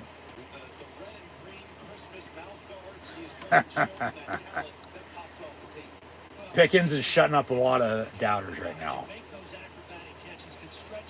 But, hey, still got a block. So second down. He's got 2 mouthpieces, but he can, of course, use one. Unless he's your mom. From the 30, second and 5, far side, incomplete, right through his hands. So third down.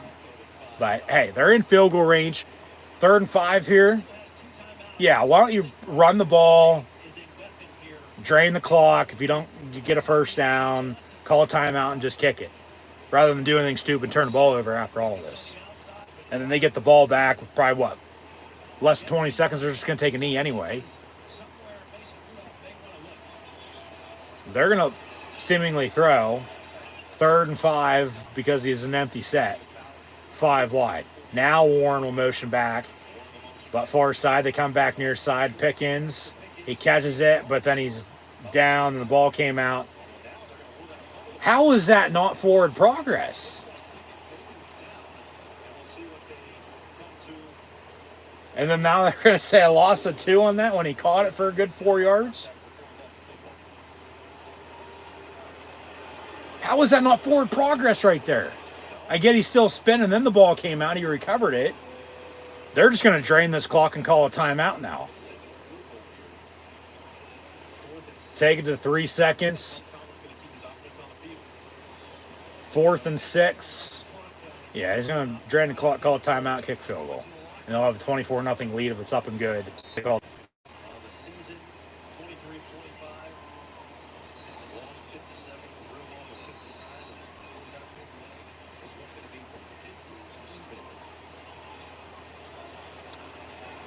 Steelers call timeout, 4 seconds left to go in the half. Going to attempt a 50-yard field goal. Now going into halftime to extend the lead. And then they'll get the ball back to begin the second half. Low snap, hold gets down, kicks up and good from 50 yards out.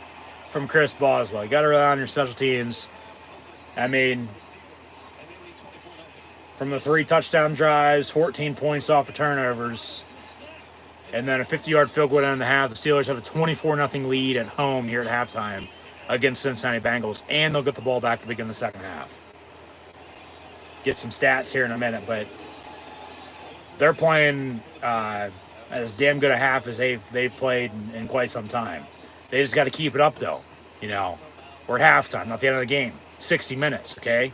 You can't play one good half and then just win it. You got to, play a full 60. You can't let them come back and, make yourself, look even worse than you are right now at 7-7. You win, you sweep them. You're both 8-7. You have head-to-heads if it comes down to it late in the playoff picture. But, of course, you still got to take care of business. Mike Tomlin with Catherine Tappan. Mason Rudolph's not scared. This is the most first-half points for the Steelers since the game at the Tennessee Titans back Week 7 in 2020. Got 30 more minutes, and they get the ball to begin the second half. So with a 24-0 lead at halftime, it's called work clock. It's called run the football and work clock. It's just get out healthy, get out with a win. They haven't won at home since they beat them, okay? Because remember, then afterwards, they went to OHIO, lost the Browns, beat the Bengals. That was the last time they won overall, okay? Of course, lost to the Cards, lost to the Pats on a short week, and then lost to Indy last week. Have a 24-0 lead here at halftime today. Jake Browning, 16-22, $146, 2 interceptions to 14 Steeler points. So if they don't turn the ball over, Pittsburgh, okay, yeah, they have the touchdown early on the second play of the game for themselves. That passing touchdown from Rudolph to Pickens. He's off to the races from 80 yards out. And then the field goal from 50 yards right before halftime. That's all the Steelers have to show for if they don't have the interceptions. And then capitalize those into points. But they do have the turnovers. They do get points off of those. They get points, 3 to be exact, with a turnover on downs there by the Bengals. The Bengals have had their chances. They've come close, but no cigar. They should have some points on the board, make it 3-6, maybe even a little bit more. But they have nothing to show for because of how good the Steeler defense is playing, let alone the offense with Mason Rudolph, the red-nosed reindeer at quarterback. As Christmas has come early, the Steelers hoping for a Christmas miracle today to pick up their first win in almost a month. Here 2 days before Christmas, taking care of business. 1 play, 1 drive, 1 quarter, 1 half of the time, but we still got a lot of football to be played, okay? You can't just let it, hold and be the way it is at 24-0. Pedal to the metal, put it to them. Seriously, I mean, it ain't going to matter how many points you end up scoring. There's not going to be an average out unless it comes down to, like, one of the last fucking tiebreakers in the playoffs that, okay, well, you did this or that versus somebody else. That's at a different level of football rather than here. But they got to keep at it. They can't, think this is enough. They got to keep at it. So we'll see how they play in the second half. I mean, it's still a must-win for them, no doubt about it.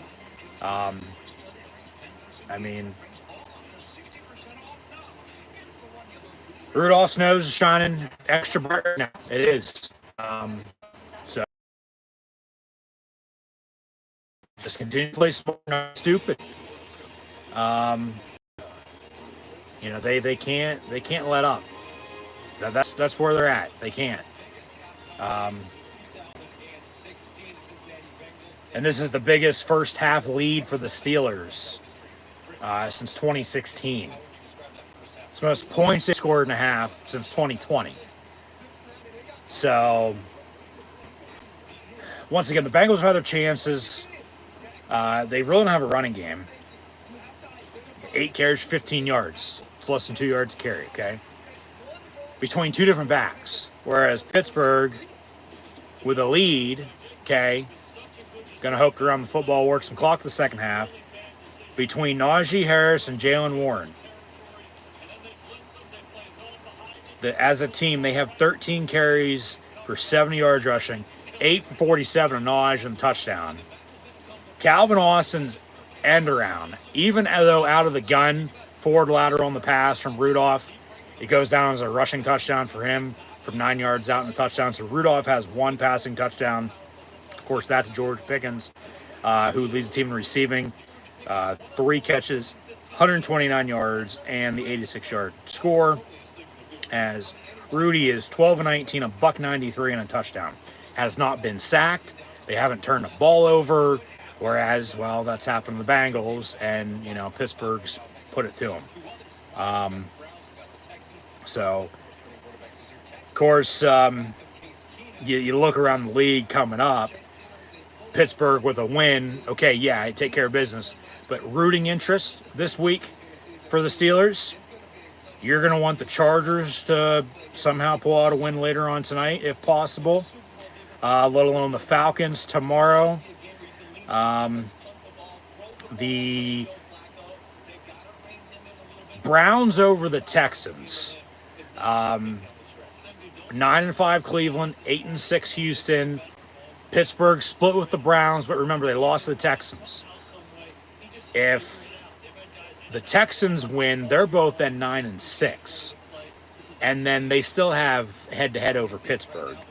Whereas if they lose, they're 8-7. Pittsburgh's 8-7 with a win. Yeah, they still have head-to-head over the Steelers, but then you still have another week to play afterwards. So, yeah, Steelers, hopefully they can hang on and find a way to win this game. You also want the Chargers to win this week if possible. Once again, the Falcons as well. You have the Browns over the Texans.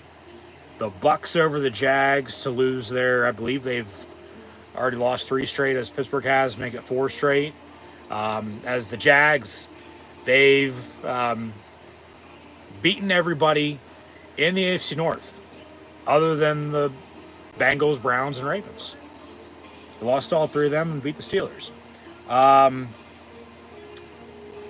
You probably want Dallas to beat Miami, but I don't think that game really matters for the Steelers. I don't. You want New England to beat Denver tomorrow night on Christmas Eve. And then on Monday, the Chiefs and the 49ers. Yeah. As Week 16 in the NFL thus far, we had the Rams defeat the Saints on Thursday Night Football. They had a big lead, remember that? And then the Saints came back late. Made it interesting. Steelers can't let that happen coming up. Final score is 30-22 when it was, you know, really over way earlier than that. Right now, of course, we got the Steelers on top of the Bengals, 24-0. Tonight, Bills Chargers from Southern California. Tomorrow on Christmas Eve. Hopefully everyone has a Merry Christmas, Happy New Year, Happy Holidays. We're one of those people. But Colts Falcons tomorrow, along with the Seahawks Titans, Lions Vikings, the Washington Redskins Football Team Commanders, and the Jets Jets, the goddamn New York Jets, Packers Panthers, Browns Texans, Jags Bucks. The Cardinals return to Chicago, where they once called home. Cowboys Dolphins should be good. And then you have the Patriots and Broncos tomorrow night. On Christmas, we have a triple header. First at 1 o'clock, then 4:30 and 8 o'clock on Monday Night Football. Raiders, Chiefs, Giants, Eagles, Ravens, 49ers. And with a Steeler win today, knock on wood, they can hold the lead and find a way to win. Rooting interest for the black and gold this weekend because of the playoff picture. You would like to have the Chargers, Falcons, Browns, Buccaneers, along with the Broncos, Chiefs, and 49ers all to win this weekend, if possible. Okay? Pass 50-50 with, you know, teams they need. Each team, of course, has a 50-50 chance to win. Since the Steelers beat the Bengals, they haven't won. They've lost 3 straight. Since the Bengals lost the Steelers, they haven't lost. They've won 3 straight, including 2 in overtime. They got a ways to go though to come back and make this game interesting though, as Cincinnati Bengals trailed 24-0 at halftime against the black and gold Pittsburgh Steelers. So, first half stats.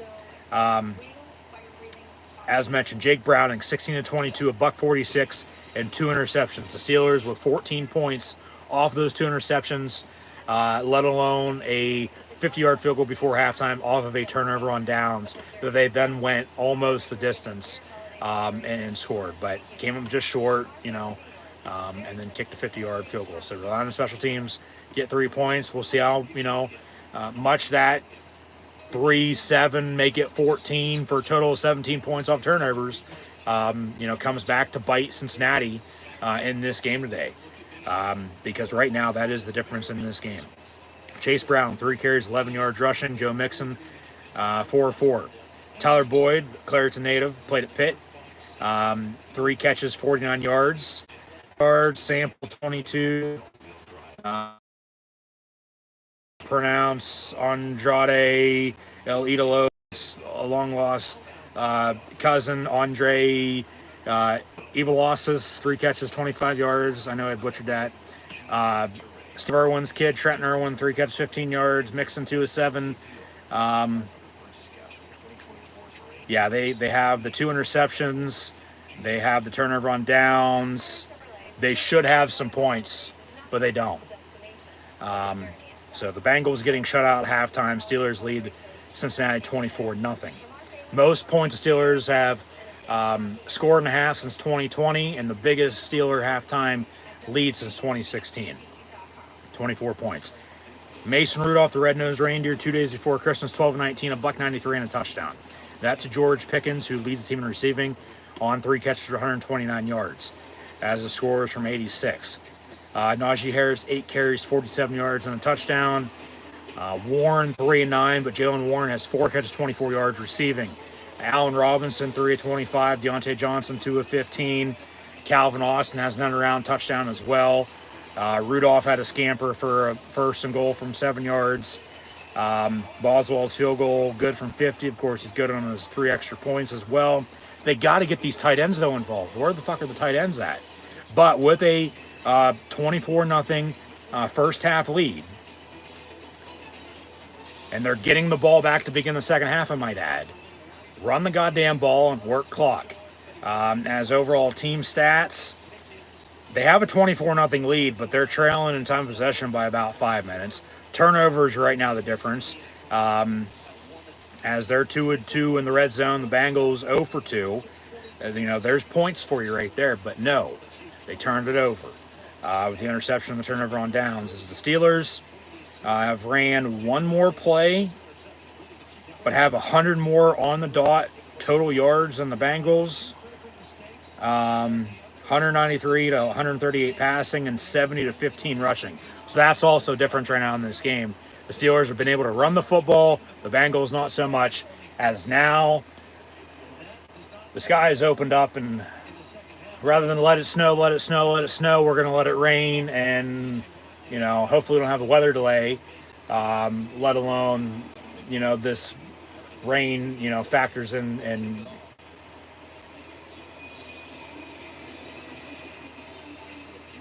helps or hurts one team or the other. It is a difference maker itself. I mean, because you're both playing it, so, hopefully, they can just keep at it. That's the mentality right now. Just, of course, one thing at a time, but just keep at it. You've gotten yourself to this point, playing Steeler football, back to the basics, and now with the lead, run it. Just nothing stupid. Don't start turning the ball over. Don't start shooting yourselves in the foot. Do not blow a 24-point lead that you did last week with 13 and then give up 30 unanswered and lose. Okay? So, 1st and 10 Steelers from the 25-yard line to begin the second half. Rudolph out of the gun, going to run a screen with Warren near side. Good block by Oos. Mason Cole as well. And then Warren gets about 5, maybe 6 yards As he's fun to watch, man. He is. He just keeps pushing. He's a bowling ball of a bulldozer. He is. Just keeps rolling, keeps trucking. But there we go. All right. Hopefully we're good. Handoff, Naj. Sorry for the technical difficulties with the buffer disconnect and reconnect today, but yeah, 3rd and short coming up. I didn't think there was supposed to be any weather in the area, but it's really coming down. Remember the last time these teams met, there's an issue with the clock before halftime. We didn't know, how much time there was until they did get it reset right before halftime. But now it's raining. Well, the very next week after the Steelers' last win against the Bengals, they played in a rain game against Cards, and of course you had the weather delays. So first down, Steelers on the run up the middle. So they're able to convert on 3rd down today too, which is a good thing. They've only punted, twice? If that. So, yeah, they're clicking on all cylinders. They just got to keep it up. They can't let this slip. Even though before too long, rain keeps up, they're going to be slipping and sliding around, and these jerseys are going to be getting muddy. But from the 37, 1st and 10. Rudolph going to throw. Complete. Miles Boykin, former Raven, against, team everybody hates in the division, the Bengals, let alone the Browns or the Ravens, depending on what team you're a fan of. 2nd and 4.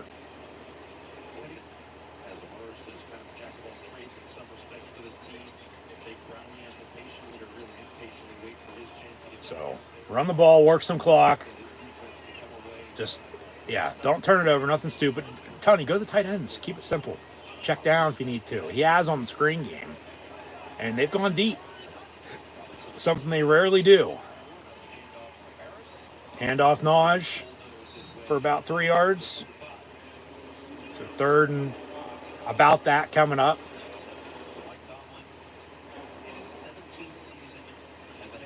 So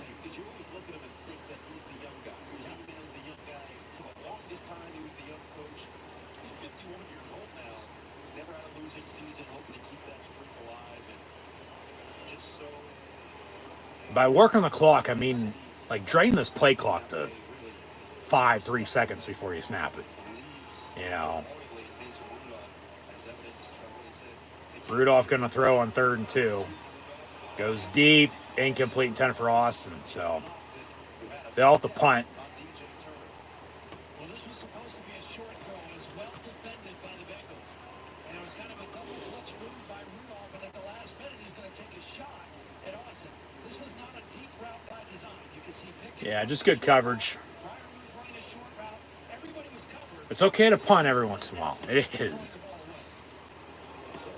But not whenever it's been the way they've been playing, It's okay to punt when you have a lead like this. You play field position, Because coming down to it, it's basically going to be Cincinnati. Can they score? Can they just get themselves back in this game? But can they make stops? Okay, and then is there going to be enough time still left on their side? Because if Pittsburgh's smart about it and they control the clock, regardless of what Cincinnati does, time ain't going to be on their side down into the 3rd, 4th quarter. So, once again, still a lot of football to be played.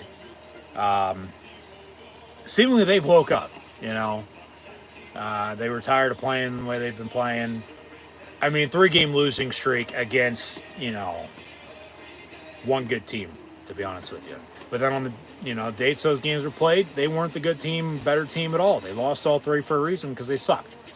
You could beat lose 2 against best team, worst team on any given day. That's why it's the NFL.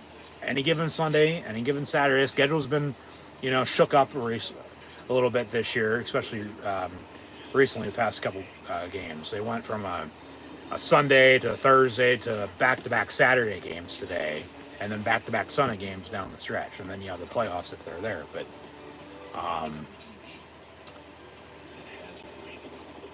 just take care of business, man, or sort itself out.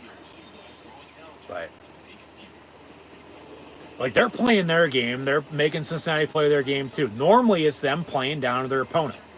It is, and it's even with the lead, they haven't let it slip.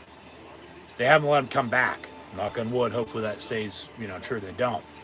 But, because it's normally they get a lead and then they're holding it. Whether it's this or that, not much, they're just holding it. Doing the bare minimum. Let alone they're not doing a damn thing. And then, okay, now it's time to play football in the second half. And then they're coming back. But, 24-0 at halftime. Take up almost 4 minutes off the clock to begin the second half. Punt. So, yeah, you're just playing field position game now with a lead. So, just continue to make stops. Can you continue to make stops? We'll see. But pressure into turnovers. Browning's pass over the middle caught Higgins. He's off to the races. He's gone. Midfield. Touchdown Bengals. And he's at the 20-yard line. 10-5 touchdown. 11-11 on the dot to play in the third quarter. So say your prayers. They're going to go for 2. Make it, 24-8. And then score again. Go for 2 again. 24-16. They're going to go for 2 here to make it a 2-score game rather than still down, 2.5.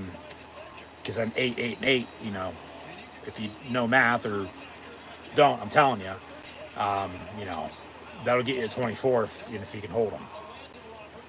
So back to it, Steelers going to have to work clock. That was 1 play, 2 plays, and they score? That's basically the same fucking play the Steelers ran and scored on with Pickens earlier. So hopefully it doesn't turn into 2 halves now either. So they're going to go for 2 to make it 24-8 rather than 24-7 with kicking an extra point. If they don't get it, it's 24-6. Here's a snap. Here's 2-point play. Browning going to throw. Getting chased by Highsmith, but he shuffles it to Mixon and it's good. So 24-8 Steelers. The Bengals score again, go for 2 again. 24-16. Do it a third time, you're tied at 24. It's a whole new game. So, don't get comfortable.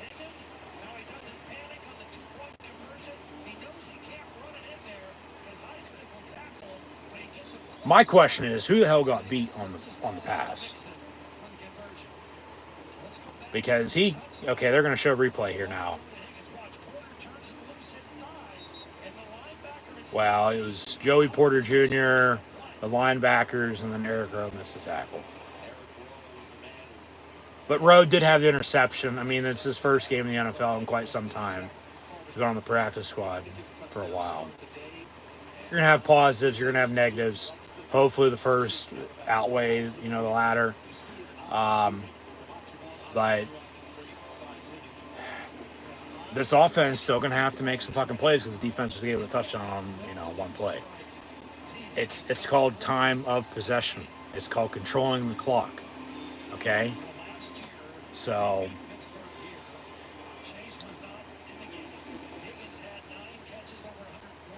touchback on the kick, 1st and 10 Steelers from 25, but man, they are still in a must-win situation. They can't let this slip, I'm telling you. They can't. Because if they blow this lead and then, it's over, they lose. You think it's once again been bad the past couple games, 3-game losing streak. Make it 4, but you had a 24-0 lead, and then you blew it. In that 4th game and lost it as well, it's only going to get hotter. They got to keep at it. They can't let them come back. 1st and 10 from the 25. They'll fake the run. Rudolph rolls out, completes it to Darnell Washington, 8 yards or so on the reception. So 2nd and short. All right. But Tony, run the damn ball. Rock Minaj with double deuce and, get the bowling ball with bulldozer in there and Warren and just 1-2 punch it. Whole way fucking down the field. Like, they need to go on a fucking, 8-minute scoring drive is what they need.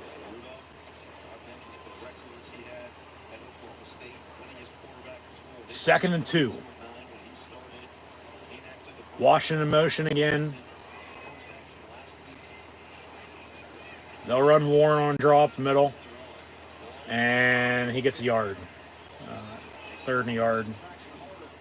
So just get a first down. But it seems like if they can't, no doubt about it, Bengals getting the ball back, but it's going to be in the hands of the defense to make a stop and find a way to win them this game. As always, what's new? They rely on this defense way too damn much, man.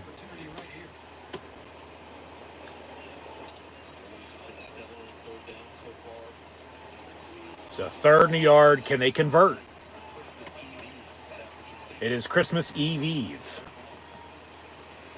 Rudolph looking to throw, going deep on 3rd and 1. Complete to Pickens. 25-20, 15-10, 5. And see you later. Touchdown Steelers. They say step out. He celebrates. Him and Warren are celebrating, so they're on good terms.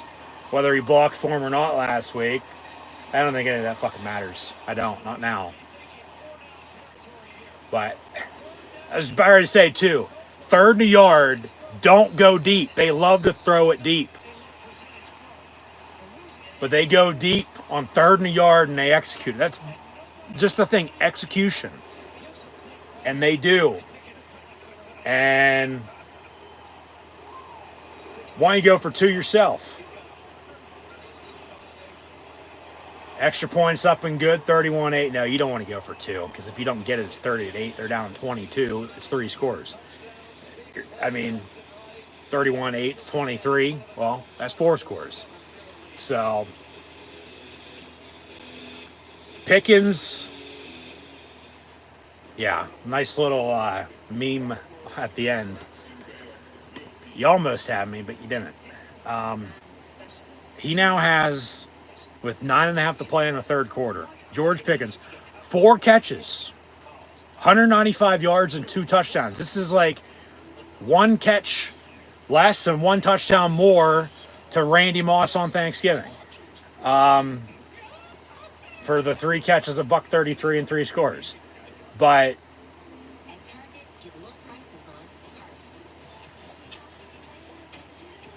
just the mind-boggling has begun. Where the hell has this been all season long?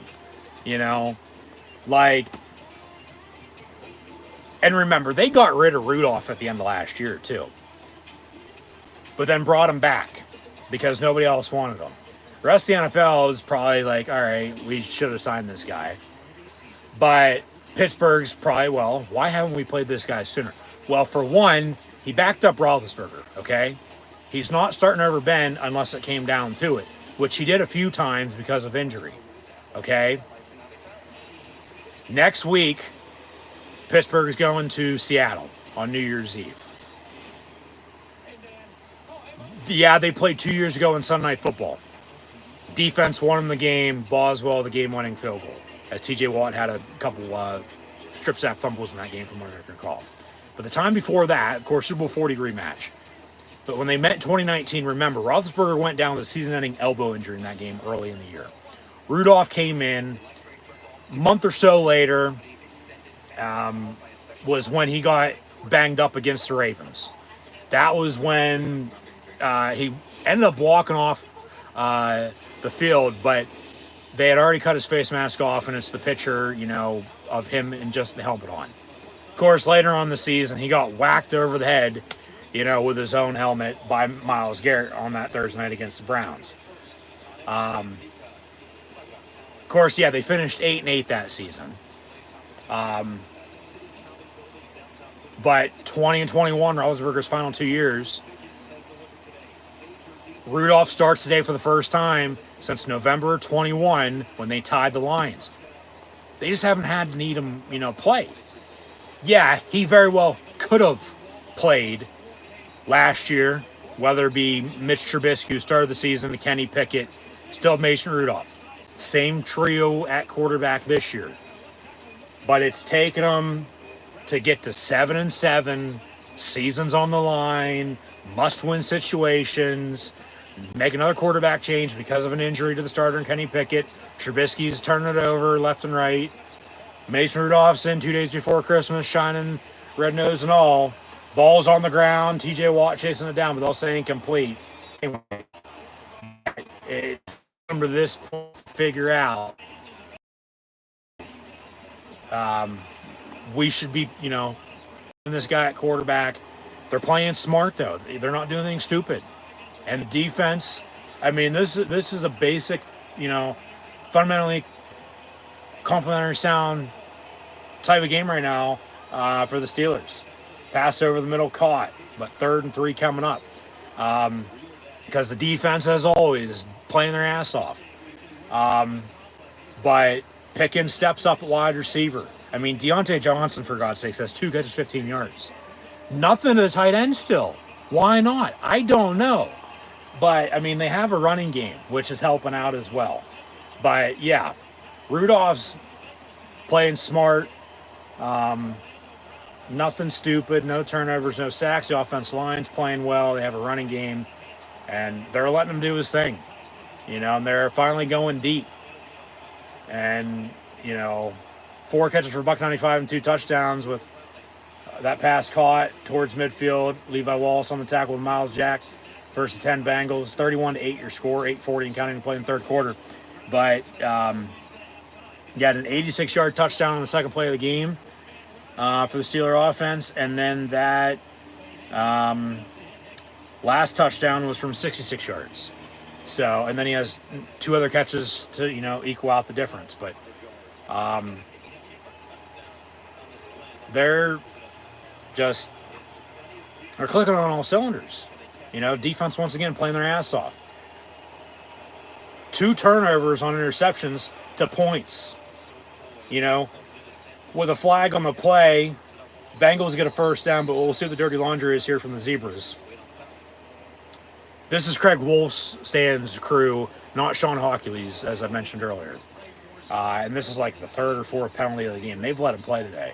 Going to have an offside on the Steeler defense. Penalty's going to decline with the first down anyway. So, first down Bengals. They'll move the ball with the sticks. But, I don't know about that. Maybe a little bit. But, they'll get the first down. But, 14 points off of turnovers with the interceptions. Another 3 on the turnover on downs with the field goal before halftime. So, do the math. 31-17, as the Bengals have a first down at the 37-yard line now. Down 31-8. Pressure. Browning gets hit. Oh, almost picked off. Would have been Miles Jack. And then, hey, if you're on the practice squad, you're getting a turnover this game. So on and so forth.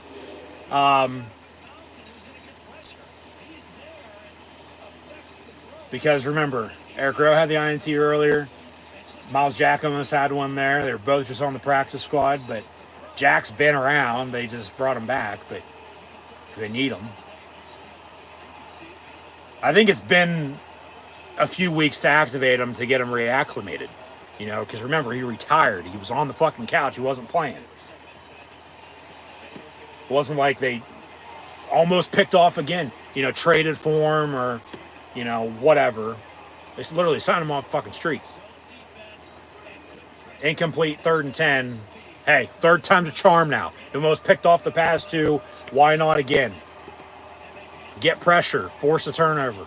But no, 7:27 to play in the third quarter here. Like I was saying, you do the math. 17 points off turnovers for the Steelers. With a 31-8 lead. They don't have the turnovers. This game's a fucking 1-score game right now. Bengals probably don't go for 2 earlier, but who knows? Maybe they do. 3rd and 10 from the 37. Browning dumps it off to his tight end, but he's dropped right away. 4th down, and looks like they're going to go for it. I mean, you could kick it and still be down 3 scores with a quarter and a half to play. You know, down 20. It'd be a long field goal, but they're going to go for it here on 4th and 5. Whatever you do, do not jump off sides.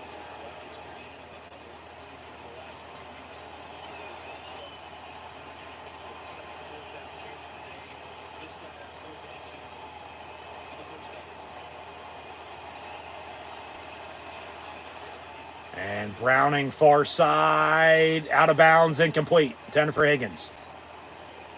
He ended up catching it, but he was way out of bounds. Incomplete, another turnover on downs. So now can the Steelers capitalize off of this, extend their lead? I mean, Mike Tomlin's telling Zach Taylor right now, like, look what you did, you little jerk. You know? Like the Bengals, yeah, they're playing like the horse's ass they normally are. You know, when they're, you know, not, you know, like the best team in the AFC as they were a couple years ago with the Super Bowl. But yeah, just I'm not saying this game is over just yet, because there's still a chance. Not much of a chance. Yeah. Slim chance for the Bengals. As they've already had their chances, though. You know?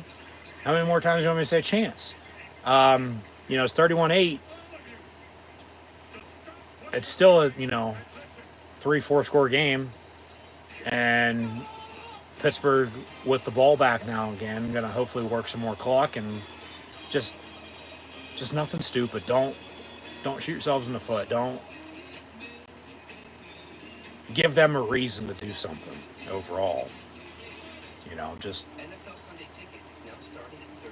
telling you, work clock, just fucking run the ball.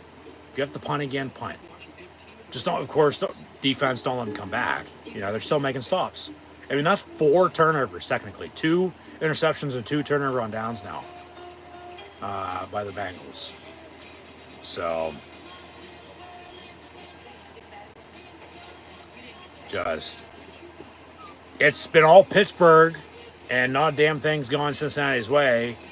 Other than, yeah, the drive before that, 1 play, 1 touchdown. They go for 2, get it. But then the very next drive, the Steelers, you know, do the same thing and score. So, like the Bengals are playing catch up at Heinz Field, Acrisure Stadium in Steel City. Yeah, the Bengals punted, had an interception, punted again, interception. And then a turnover on downs with a touchdown, and then another turnover on downs. So, take your fucking pick. It's going to be one of the 3 things. So, Pittsburgh, they've punted twice, scored 1, 2, 3, 4 times with the field goal, and now getting the ball back again. So, yeah. Run the ball. Najee Harris does just that for about 5 yards or so. 2nd and medium coming up. 6.5 to play in this 3rd quarter with a 31-8 lead. So just keep it up. You know, just put it to him. So he not only gets a stiff arm in there, he just is a hard guy to wrap up. And even though Turner did his job, Najee Harris still 2nd and 6 from the 36. Fake the run. Rudolph looking to throw. He's going to get sacked for the first time today, back to the 30. Hopefully he's okay and gets up. And then if not, Trubisky's in at quarterback.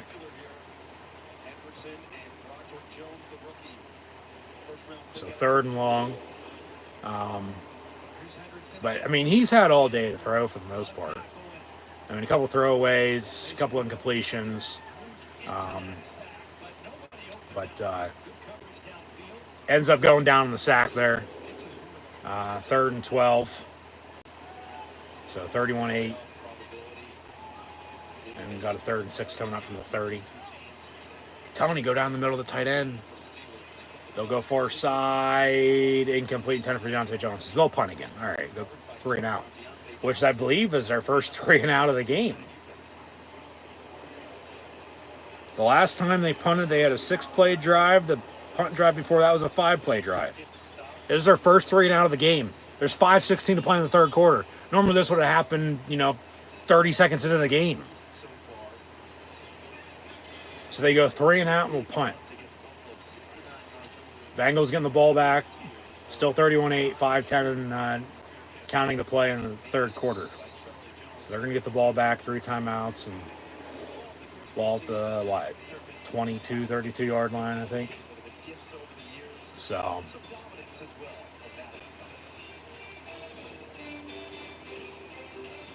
they go to break with some games, whether it be board games, video games. Steelers have been doing the icky shuffle the whole entire game, as they have a 31-8 lead, but there's still, quarter and a half to play, so don't let it, slip. Because remember last week, they blew a 13-0 lead and lost.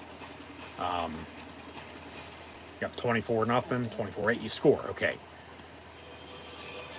The first 3 and out of the game for the Steelers with the punt there.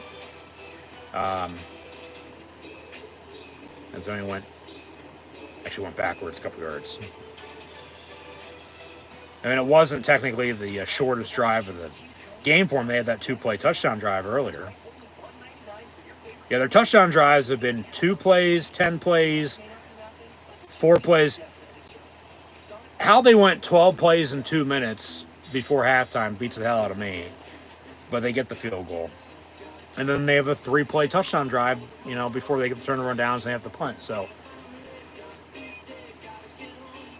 you'd still like a 5, 6, 7, 8 minute scoring drive if you can get it. But with a 31-8 lead at this rate, just truly, if you don't do another damn thing the rest of the way on offense, just as long as the defense continue to make stops, you're going to be fine. And then you get out healthy. You're going to have 2 more tough games down the stretch here. But with a win today, you don't need to win 1 of the next 2 to have a winning season. But you need to win 2 of the next 3, counting today, to have a winning season. Which, like I said before, sort of, done with that talk. But they're still in the thick of it, still in the mix for the playoffs. Like, they need to take care of business and get some help, so they're doing the first half of that. Of course, still got more games to, be played this week. I talked about the rooting interest schedule for, who Pittsburgh should be rooting for this weekend to get some help from, but we still got 5 to play in this third quarter, so 31-8. We've seen comebacks before, so handoff, Mixon, just you can't give up a 1-play scoring drive, let alone a big first down run like that.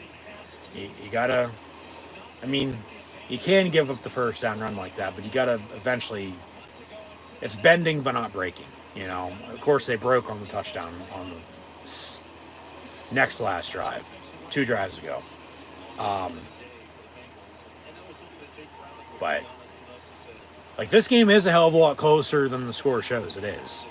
Pittsburgh's got the turnovers, and they've got the points off turnovers. That's right now the difference in this game.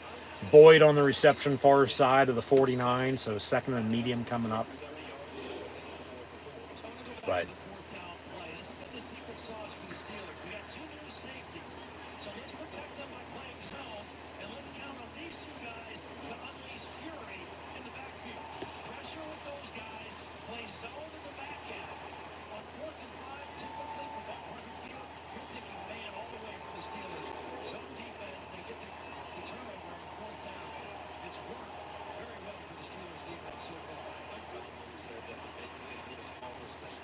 pass caught far side. First down, Cincy at the 40-yard line. They're going to go for it on 4th down. They have all game. They haven't even attempted a field goal. And they have one of the best kickers in the league. those turnover on downs drives inside the red zone, let alone the, interception in the red zone. Like, they've had their chances to potentially kick field goals. Like, they probably should have some more points on the board right now, but they don't. That's what I'm saying. This game's a hell of a lot closer than the score shown right now, but, Pittsburgh with the points off turnovers, that's why they have a lead. And the offense is clicking, and the defense is still making stops. And then that 50-yarder from Boswell is huge. It is. Because they don't have that. It's a 3-score game at 28-8. Who knows if they go for 2, but then they're down 20. I mean, they still got to score 3 times, but then it's a 1-point differential here and there. If they do go for 2 and get it, and that's how they end up winning.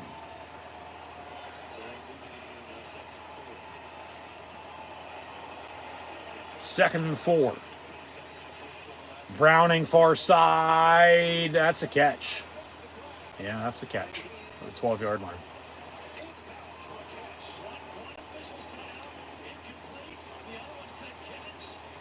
Take a look at it. He caught it, and then he drug his foot. Yeah, that's a catch. They're going to go hurry up, but Pittsburgh going to have to challenge. And now they do. So, since he had a good challenge earlier, I mean, you're not going to win it, and they didn't. But with the time and just where we're at in the game, even with a spot of the ball challenge, like, it was a good challenge, even though you weren't going to win it. This by Pittsburgh is going to be close. Of course, they called catch on the field, so they have to find an bit of evidence to return it. Steelers challenging it. Looked like he had both feet in bounds with control and possession as he going out of bounds with the catch. Once again, catch on the field. But then the hand out of bounds. What touches first? That or the second foot to come down inbounds. If it's the hand out of bounds, it's going to be incomplete. If it's the foot inbounds, it's going to be a catch. So, of course, if it gets overturned, it's incomplete. They'll go back to the original, line of scrimmage on the last play. Continue the drive. If it stands, it's, first down, Cincy at the 12. And then they're knocking on the door. So, we'll see. It all depends on the call. And then we'll go from there, so.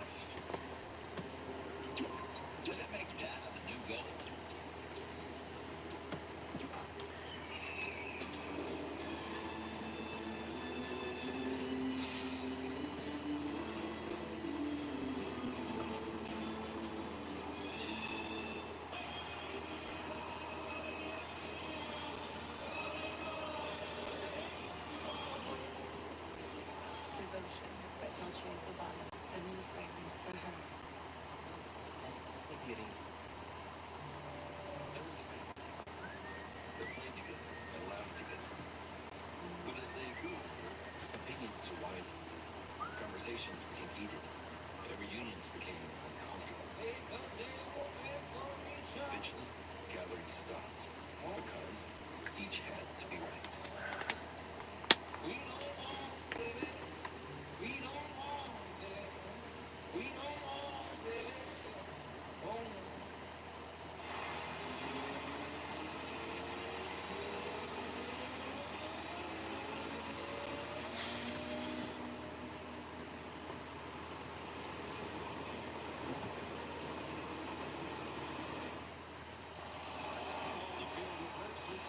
Call on the field is reversed. It's incomplete. So left was down. He had control and possession catching it. But then the left hand hit right before the right foot came down. So it's incomplete. And they'll go back to where they just were. Yeah, it did look simultaneous at the same time. But yeah, that hands down, then the foot's down. I mean, that could have went either way. Normally, sometimes that would have stood as called. There's not enough to overturn, but it's reversed, incomplete. So now 3rd and 4 Bengals at the 34, rather than a first and at the 12. So good challenge by Pittsburgh. Pump fake by Browning. Pittsburgh chasing him down. He gets rid of it. It's incomplete. Got a flag in the secondary, though. So it's probably going to be a defensive hold on Pittsburgh anyway, as they almost had him on sack.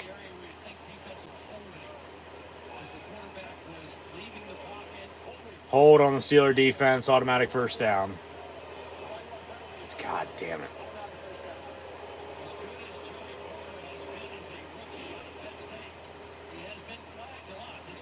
Yeah, he has been. They've picked on him a lot. It is what it is. What can you do? Just keep at it. Yeah, they do. 1st and 10. 2 yards, so 1 on the clock. 2nd down coming up.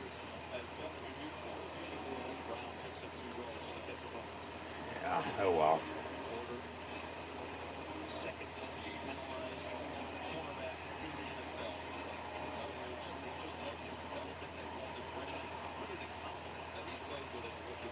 I mean, it doesn't hurt that his dad played for the Steelers, too.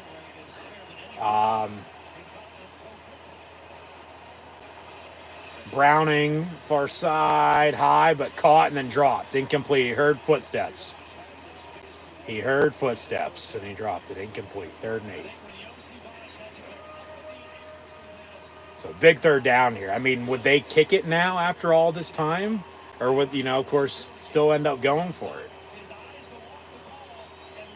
I mean, you got to take some points every once in a while. I mean, they probably should have earlier, and now they're in a tough spot.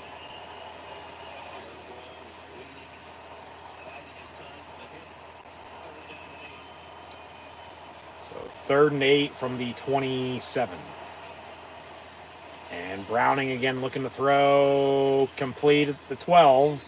Back to where they were on the other side before it got overturned. And they'll say catch again. See a replay, though. Did he catch it? Yep. Yeah, it's a catch, all right.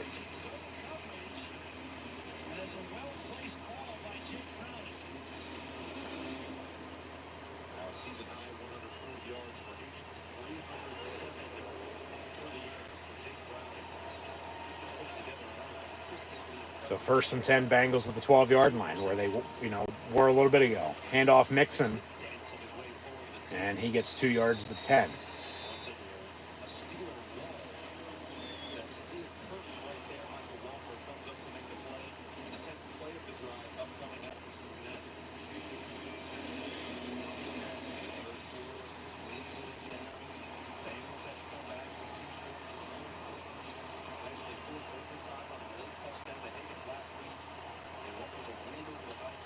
TJ Watt showering himself with his water bottle on the sideline.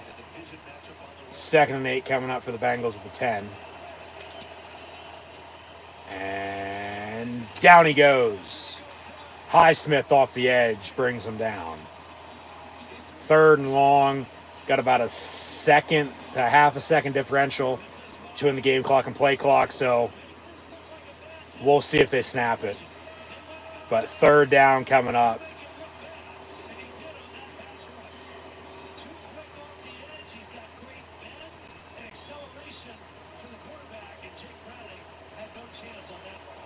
Yeah, they don't have to snap if they don't want to. They will, though. 3rd and 15 from the 17. Complete, Mixon for 2 yards. But that'll take us to the end of the 3rd quarter, though. The 4th down coming up to begin the 4th. 31-8 at the end of the 3rd. I think it's time to wave those towels.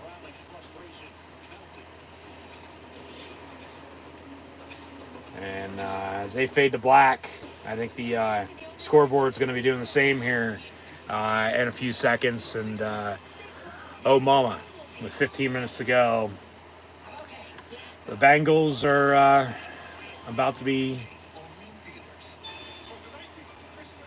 taken to the gallows.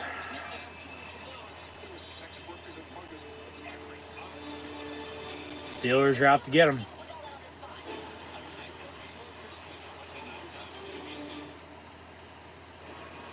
So, be the final time this year for Renegade.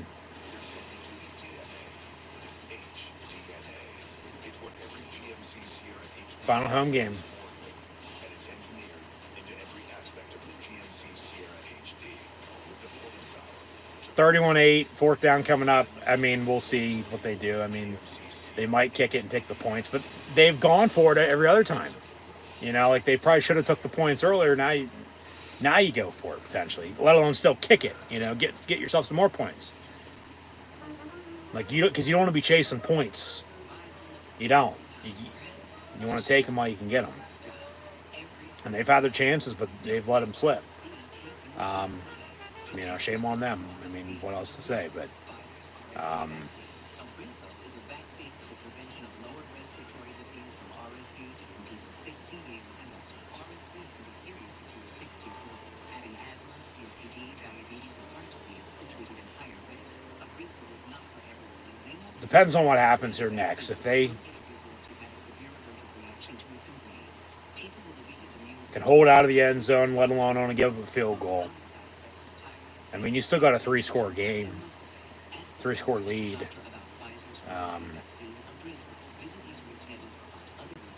4 scores, really look at it at 23. If they can hold to nothing, you know, with 1 quarter to play, and you know.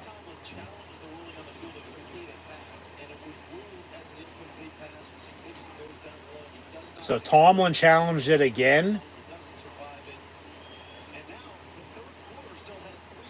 And now it's incomplete, and we still got 3 seconds to play in the third quarter. All right. Not even the fourth quarter yet, even after they ended the third there a minute ago. So they couldn't play Renegade because of the review with their challenge. So, yeah, it was incomplete. And now they will kick it because it's 4th and a mile. Even though they're inside the red zone, I mean, they sort of got to score. So that they will kick it here. So 3 seconds back on the clock in the third quarter.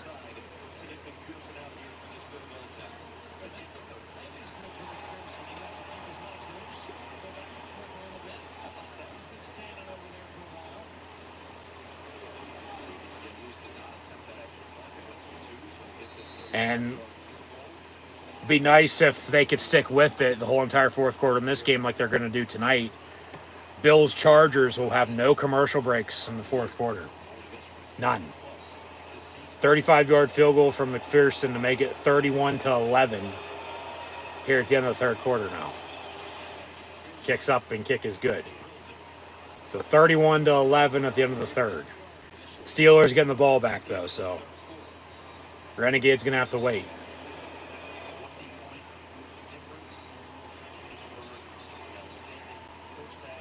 I doubt they'll take another TV timeout here because they just did. And this will now be the end of the third quarter to begin the fourth.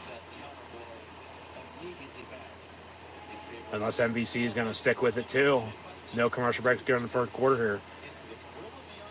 Which is like the game later on night. Once again, Bills Chargers, which is on Peacock, exclusively on Peacock. So you'll be able to watch that if you have Peacock. So 31-11 to begin the fourth quarter. And the Steelers are going to get the ball back. Both teams still all 3 timeouts, 2-minute warning coming up. They'll take a look at the AFC playoff picture. It's a must win for the Steelers, then we'll go from there. But, you know, I'm telling you, run the ball and work clock.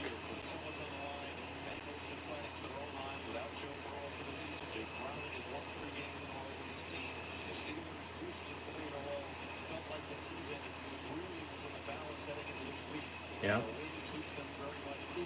Yep. But you still got to take care of business.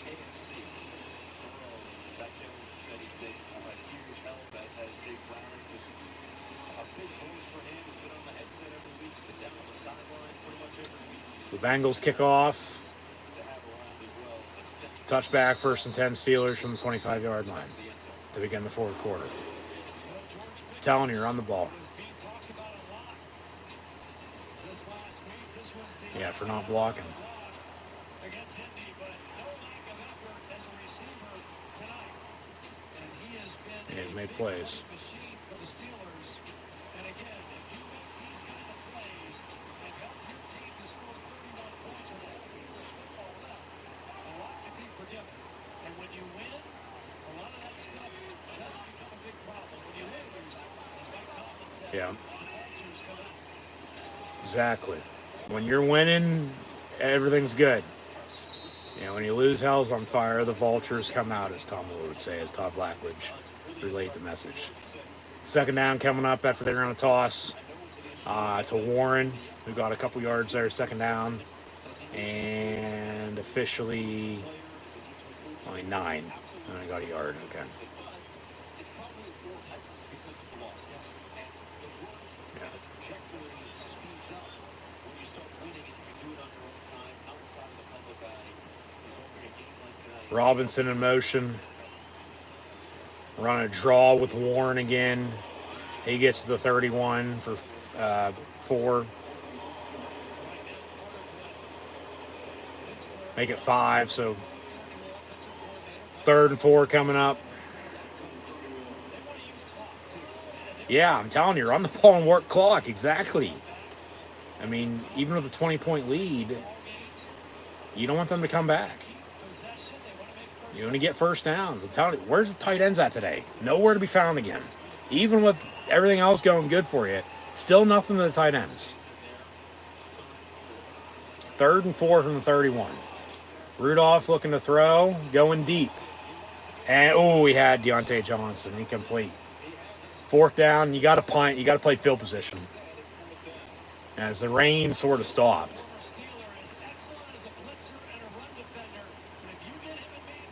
Where's the defensive hold on that? Yeah, he had him. He overthrew him.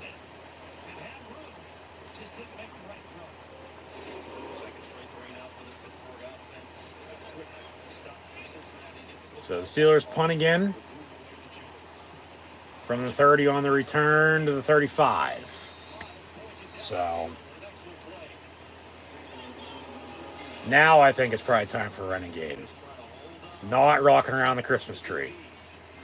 But 1st and 10 Bengals, 13:27 to play.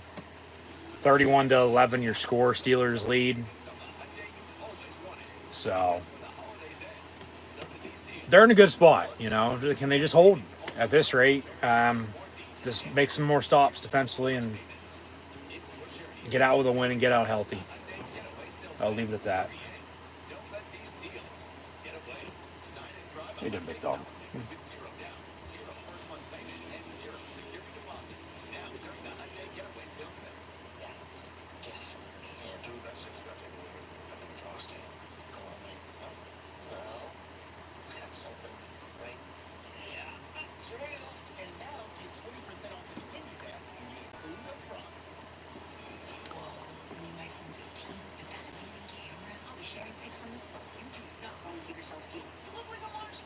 Join T-Mobile. Get 4 new iPhone 15s on us and 4 lines unlimited.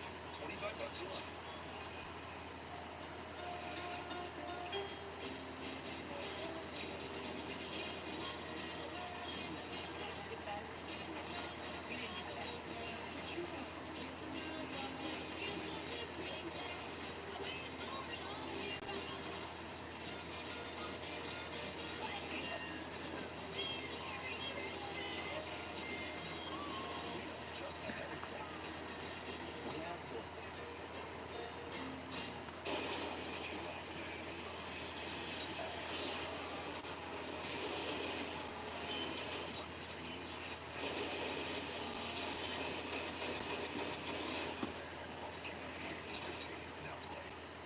As the world keeps moving, help prevent COVID-19 from breaking your momentum.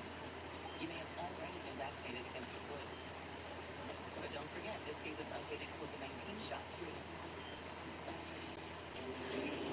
The Saturday doubleheader concludes tonight at 8 p.m. Eastern on Peacock.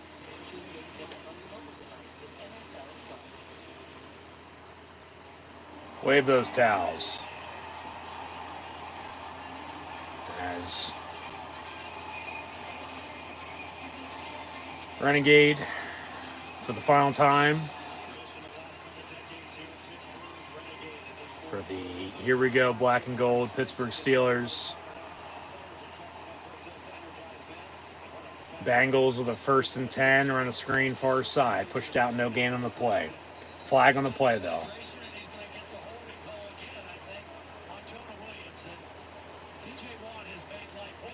Got a hold on the Bengals, 10 yards, I'll replay it down, make it 1st and 20. So Renegade strikes again for the penalty. About a turnover coming up, be even better. Yeah, that's clear hold for sure. You can't clothesline somebody. It's not 1970. 1st and 20.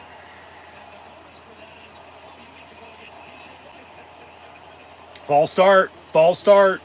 Blow it dead. Thank you. Back him up again. 1st and 25.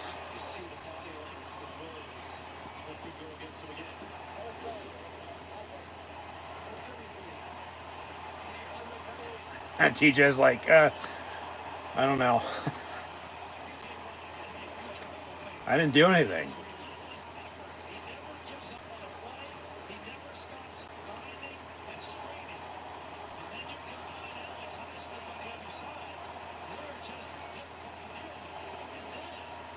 Blitzburg for you.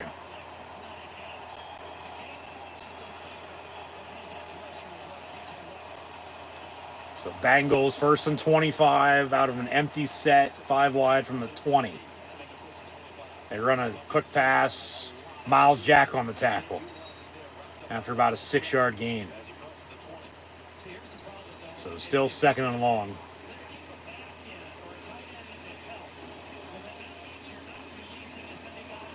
$12:55 and counting to play.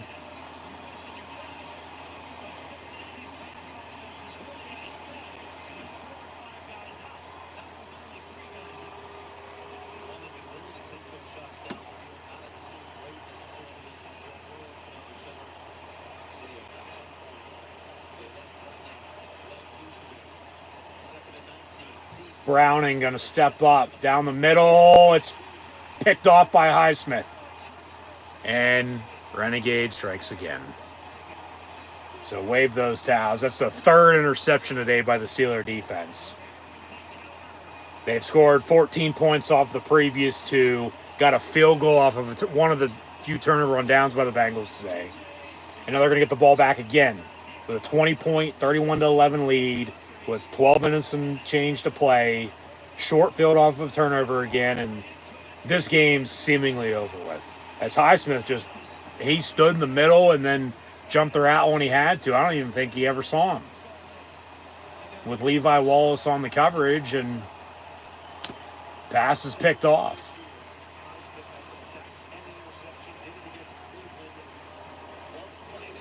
So 1st and 10, Steelers from the 43. They'll hand off to Najee Harris. And he'll hit the hole and get about 5 yards up the middle. 2nd down. They very well probably could have ran an end around on that play too if they wanted to.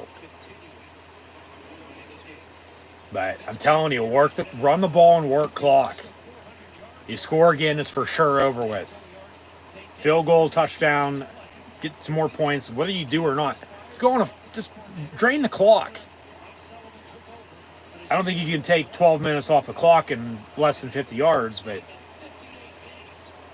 you'd really have to drain it. Like 1 second every fucking play and get a 1st down, which they do there. Najee Harris on the run again, 1st down Steelers.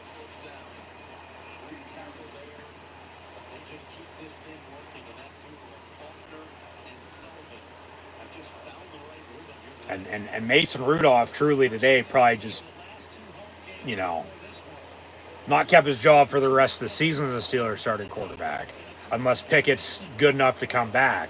Which he's playing like this, I mean, you might have him active but not start. And you play Rudolph, but then if you need Pickett to come in, then okay. If it comes down to it, if you're in a bind. But Rudolph might have just saved his NFL career today. Let alone, not ever leaving the fucking Steelers. Like, he might be the journeyman quarterback for the Steelers, and that's all he is just the backup. Handoff again, Najee Harris. And he gets about 7, maybe 8 yards. Keep draining this clock. Just keep fucking running it. Run it down their damn throat. Steeler football, run the damn ball and play good defense. And 3 turnovers, score again off of the turnover. As they've done on the previous 2. And then a field goal on turnover on downs. Which, once again, 17 points off of turnovers is the difference in this game. And especially 31-11, they don't have the turnovers. You know, points off turnovers is 1-score game.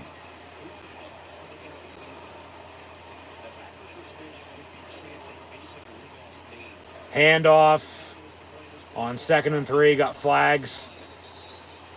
See what that's about, and now some pushing and shoving. Roger Jones doesn't put up with shit. He doesn't. He does not. He's going to tell you exactly how it is. He's going to trash talk you the whole game.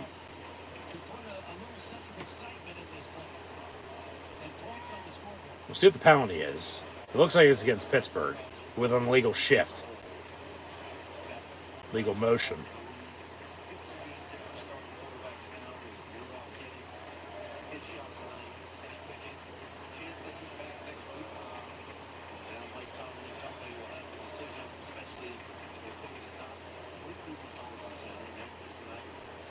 If Pickett's ready to go, okay, he's ready to go.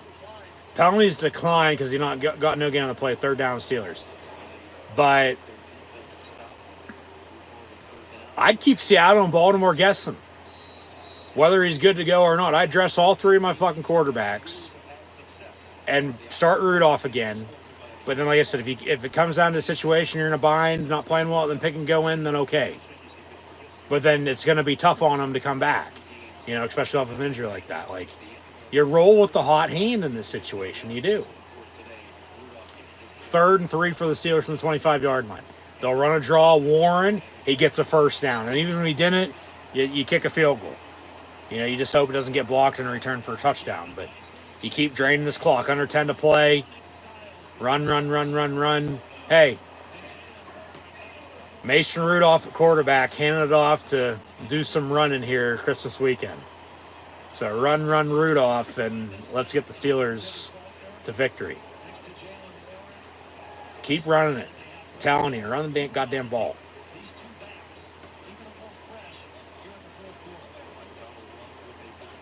From the 21. And they'll do just that again. Najee Harris. For 3 yards. Now drain this clock.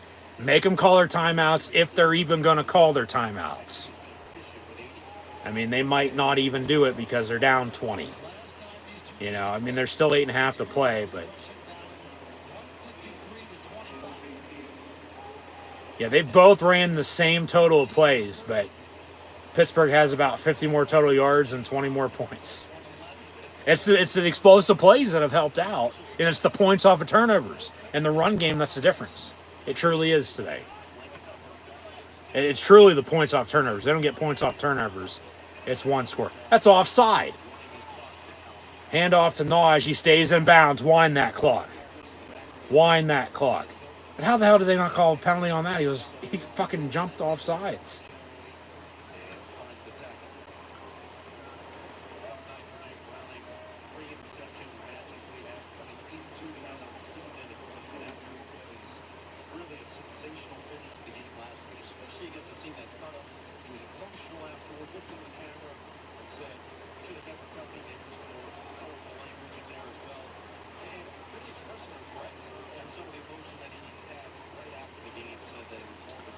So from the 23, 3rd and 12, they're going to throw.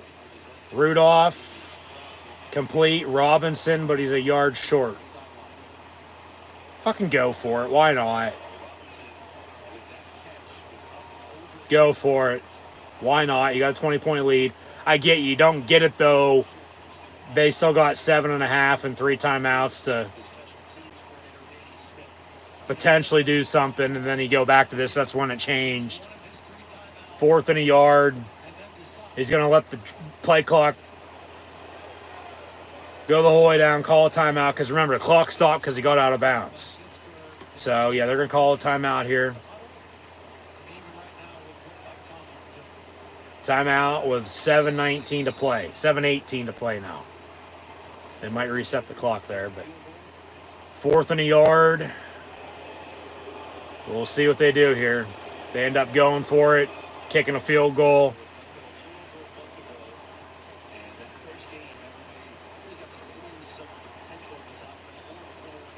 But 31-11. I mean, it goes 34-11, 38-11. Still seemingly over with anyway.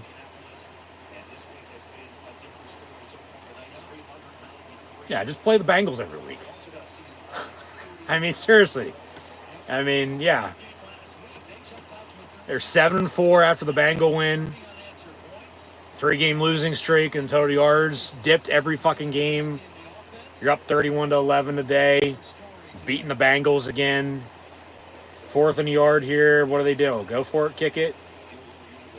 Okay, you're going to kick the field goal, take the points. Smart.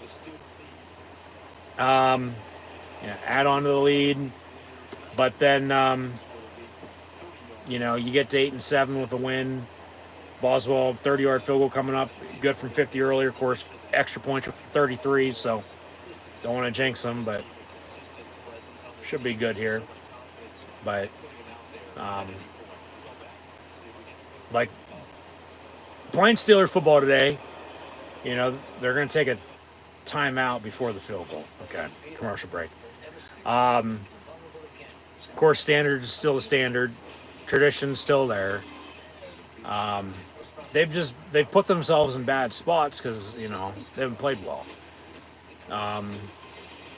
Whether early lead, coming from behind, find ways to win, whatever. 7-7. And today they're going to win because of points off turnovers in the run game. Truly. I mean, you're going to get 14 points off of 2 interceptions, another 3 here, it looks like, of another interception, and 3 points before halftime off turnover on downs. 20 points off the turnovers. So do the math. 34-11. You don't have those 20 points. It's 14-11, folks. It's a fucking field goal game. So, like, it is a hell of a lot closer than it is, but... So they're lucky.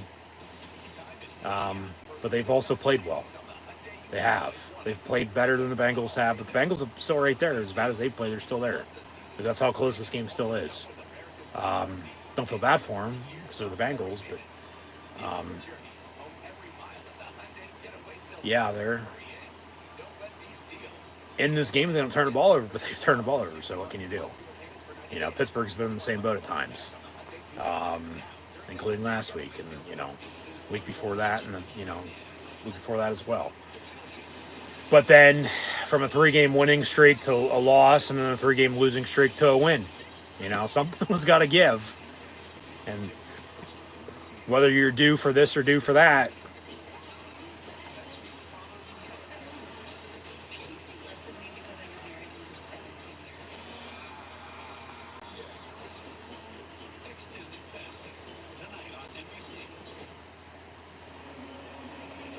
Steelers going to kick a field goal here. 30-yard attempt.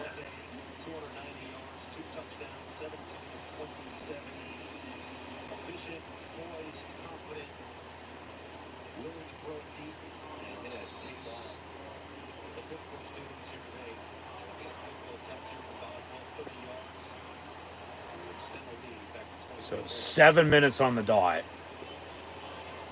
to play. 31-11, field goals up and good. Make it 34-11 with 20 points off of turnovers. Like I said, do the math. Bengals don't turn the ball over. Steelers don't get any points off of it. It's 14-11.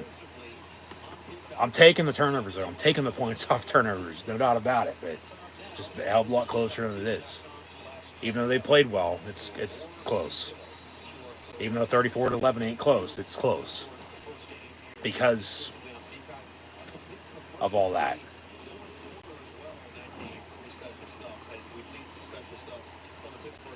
But, yeah, I'd say so. as we got the NBC crew that does NBC Big Ten Saturday night with Iron Eagle and or No Eagle, his son, and former Nittany Lion and Steeler Todd Blackwood's on the call. So it'd be nice if he was on every call. Pushing the ball downfield, being aggressive, being confident, and then the Steeler defense and those edge rushers did the rest. It feels like Jake Browning has had some sparkling moments. It's just 3 critical mistakes on 3 interceptions that have cost his team. Yeah, it's been tough. I mean, he's made a lot of good plays. Touchback, 1st and 10 Bengals from the 25, 6:57 to play.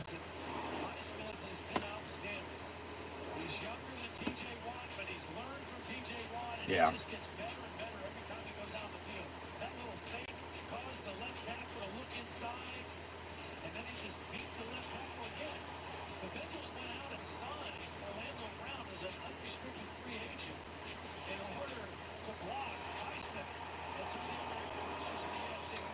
So they'll run a draw up the middle. Brown, what can he do for you this holiday weekend? Hopefully you already got your gifts you got for others. Of course, Santa still has to come, but a couple yards up the middle, 2nd and medium, coming up for Cincy.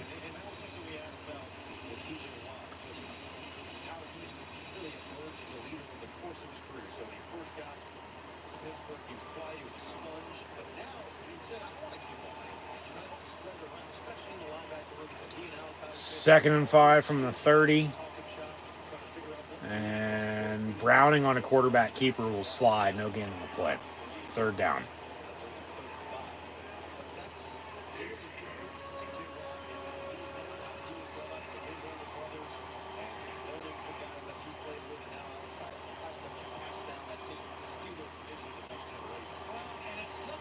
Talk about Steeler tradition.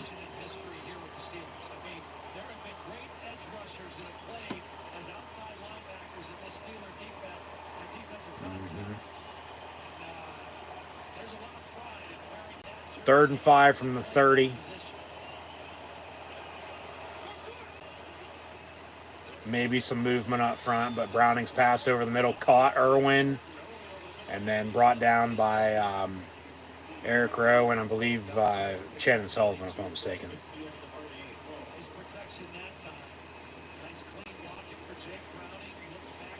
So they're going to try to, drive and score, but we'll see what happens here.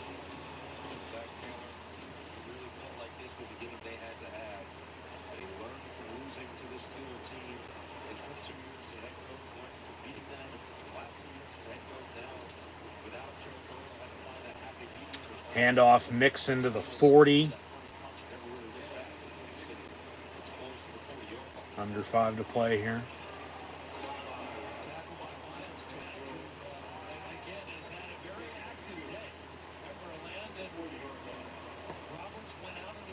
Yeah, hopefully he can come back for next week.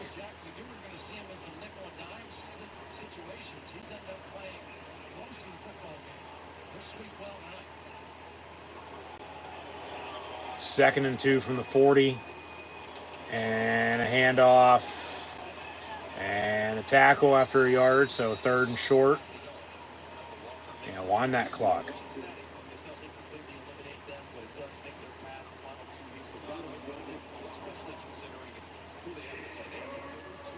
Bengals go to the Chiefs and then host the Browns. And then Pittsburgh, of course, goes to Seattle and Baltimore. As today's the final home game. As they ended up getting the yellow end zones for a few games at the end of the season like they did last year. That's false start. False start. 5 yards, back them up. Replay 3rd down rather than 3rd and yard to 3rd and 6.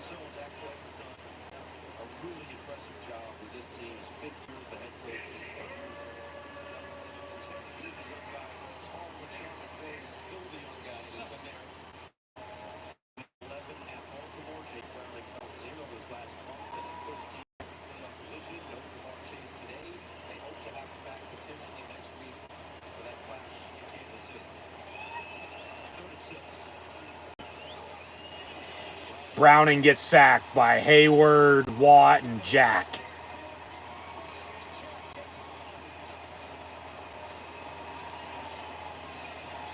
Fourth down, they'll punt. And throw in the white towel, and that'll do it.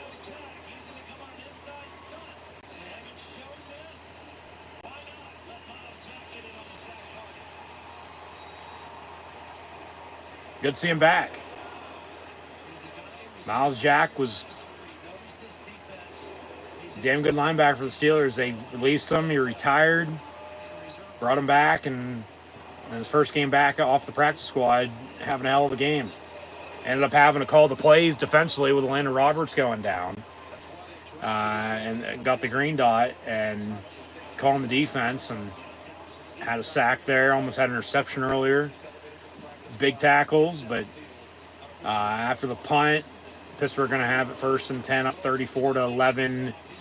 Ball inside the 10-yard line here. So, yeah, hang up your hats. Here come the Steelers out of the huddle. 51 years after the immaculate reception. Not going to need anything, to that extent regard to happen in these final few minutes.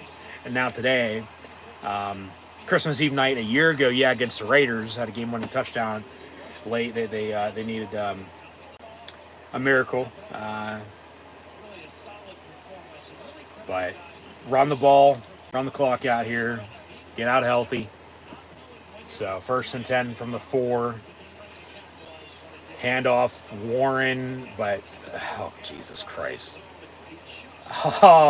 What the fuck just happened? Got the snap, but then Warren tripped himself and stumbled. Rudolph was handing it off to him. And then, we can't take a safety here. Let me just keep it for myself and keep it out. And get maybe to the 1-yard line, and he does. And so 2nd and 13 after a loss on that. Jesus Christ. One more play here before the 2-minute warning. Can he at least run the clock out and take a knee, or are they going to get the ball back? They're going to have to throw. They'll run Naj up the middle. Get back to the original line of scrimmage with 2 minutes to play here, 34-11, from about the 3.5, 4-yard line. So, bounce back is a success. I mean, this is how they should have been fucking playing the past couple games. They'd be in a better spot. Don't have anything to fucking worry about. Of course, hopefully you can get hot, though, at the right time. You don't want to peak too early. You don't want to peak too late, though. You want to peak right at the right time. I mean, maybe they needed that 3-game losing streak, like I said, over the past 3 games, to wake themselves up, because it's still there for the taking to get into the playoffs, and who knows what the hell happens then. But we'll see here how it shakes out for them. They're going to win today, get to 8-7. They'll both be 8-7. Them and the Bengals. They would swept Cincy then. So if it comes down to a tiebreaker, they have the head-to-head. We'll get into must-win situations the next 2 games, though, with the Seahawks and Ravens again. Along with, I'll go through rooting interest as I did earlier for the rest of the game to be played this weekend. This week 16 already. Hard to believe, I know. Final home game going to be a win for the Steelers, as it was last year as well. Beat the Browns. They're going to beat the Bengals now today. In which, no doubt about it, a must-win for Pittsburgh today. They get the job done, and it's a big win. It is. It's a huge win for the black and gold. It's, something that they haven't done since last time they beat the Bengals. Okay, which was the Sunday after Thanksgiving. They lost 3 straight in the meantime. Going to win in December for the first time this year. They're going to win at home for the first time since they beat the Packers Veterans Day week on November the 12th. So, I don't care how you get it done. Make sure you have one more point than the other team. Win's a win. Today, offense with Mason Rudolph at the point, leading the way, leading the charge. Got damn near close to 300 passing yards, depending on what happens this play here. But, you know, a strong running game, and then the defense playing their ass off, and, you know, 20 points off of turnovers in a 34-11 game. So that's the difference. 3rd and 10, they'll run Warren, and he'll get to about the 8-yard line. So 4th down, since he's going to call a timeout, or they're going to let the clock run. Pittsburgh's going to have to punt anyway. So, rhetorical question, don't answer it. What is it, though? Mason Rudolph does have 290 yards. They haven't had a 300-yard pass for a long time. Any thought, especially from the quarterback, that you play No. go back after like, hey, man, let me try to get the 10 No. Maybe. But no. Yeah, you don't want to blow it. Especially your opportunity. Your only opportunity. Rudolph. Yeah. Meant to be is probably an understatement. Shit. As we all know it in this life, works in weird ways sometimes. Then one Yinzer Pittsburgh Eve, Santa said, Rudolph win this game. And hey, yeah, he did. So they're going to get to 8 and 7. And yeah, they show off the remaining schedule as we know. They go to Seattle and go to Baltimore next 2 games. Still must-win situations. They're going to need some help, though, if they want to make the playoffs. So, Steelers on the punt. Can't even fucking run the clock out, man. Take a knee, for God's sakes. Jesus Christ.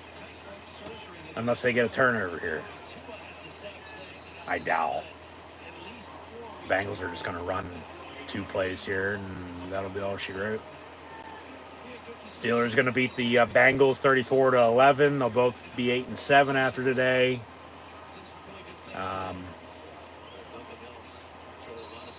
Everybody's happy now. Everybody's celebrating. Yeah, when you win, everything's fine. You lose, of course, 3-game skid. Haven't won in December yet. Haven't won since they last beat the Bengals after Thanksgiving. Haven't won at home once again since mid-November against the Packers. This is going to be their first of the 8 wins. That's by more than 1 score, though. 34-11. So do the math. But 20 of those 34 points off of turnovers. There's your difference. Offense, defense, special teams. A team win in a must-win situation for the Steelers. And a big, huge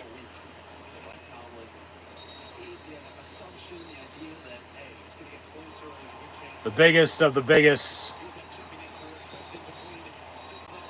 of wins for the Steelers today. As now it's starting to get chippy. Flags coming flying with 10 seconds left. Clock still ticking. 5, 4, 3, 2, 1. Game's over. They'll reset the clock. It ain't gonna fucking matter. Game's over. Flag on the play. But yeah, the clock just kept fucking running.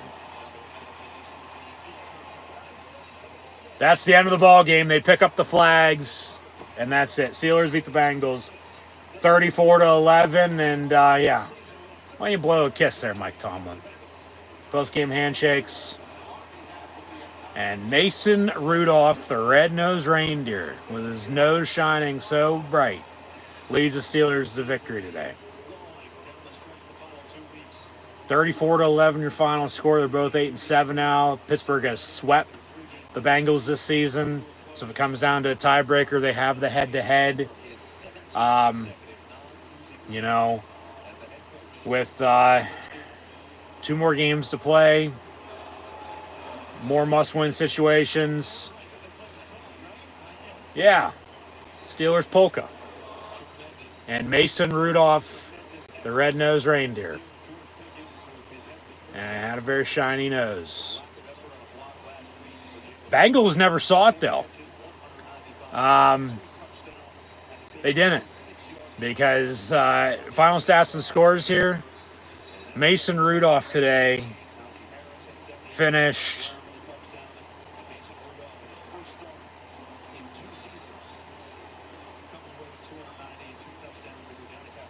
as Catherine Tappan will be interviewing him. He's going to get the game ball.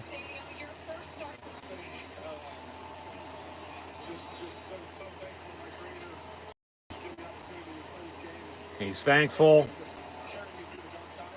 He's been through a lot of dark times, as we all have been. Yeah. Offense, defense, special teams, all three phases. Offense was clicking, defense, all turnovers, and the offense getting points off of them. Boswell, 2 field goals. So.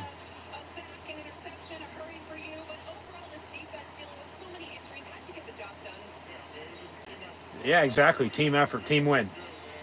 It doesn't matter, who's out there. I mean, because they're down in the nitty gritty with players on the roster. They still have star power. They've been banged up. I mean, but because they haven't been able to catch a break. But you still, play through it. You fight through it. Yeah, now they got to finish strong, and this is the starting point of a 3-game season for them. And 1 down with a win and 2 to go. Yeah, Rudolph was 17 of 27, 290, and 2 touchdowns.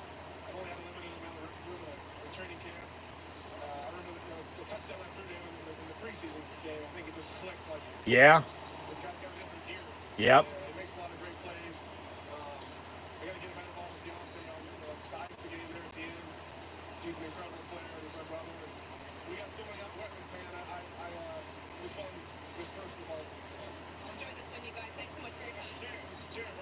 This is the champ, he says.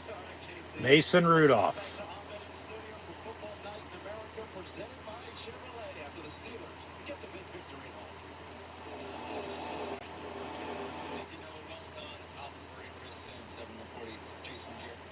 So they sign off and they'll go to the studio. Of course, the NFL has one more game tonight and then more games tomorrow and a triple header on Monday on Christmas. If there has Merry Christmas, Happy New Year. A little bit of a sigh of relief rather than a 4-game losing streak. Celebrate a little bit.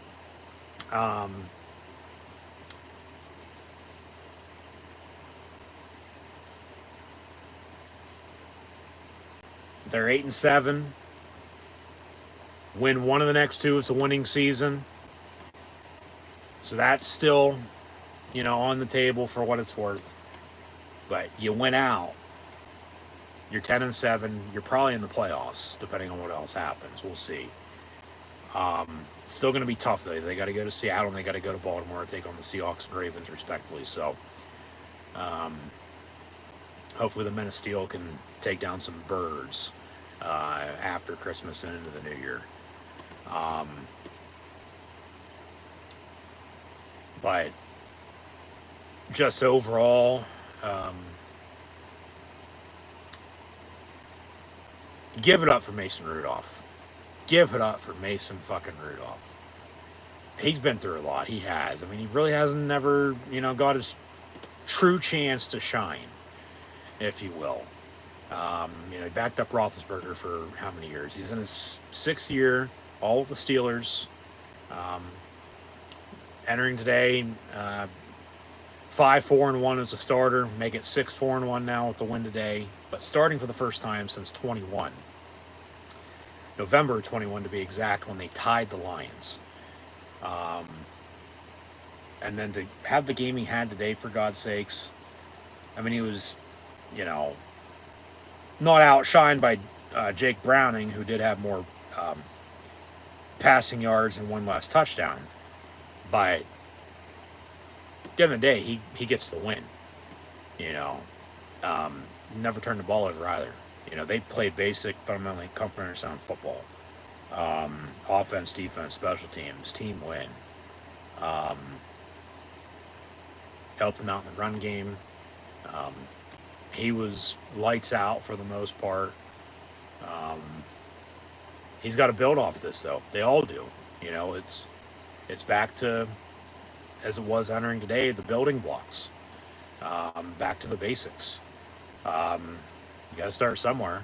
And with a 7-7 record, 3 games to play, 3-game season for the most part, must-win situations, go out and leave it all out in the line, leave it out in the field. Yeah, big, huge win. I mean, there's not really much else to be said. There's not. I mean, just they got the fucking job done.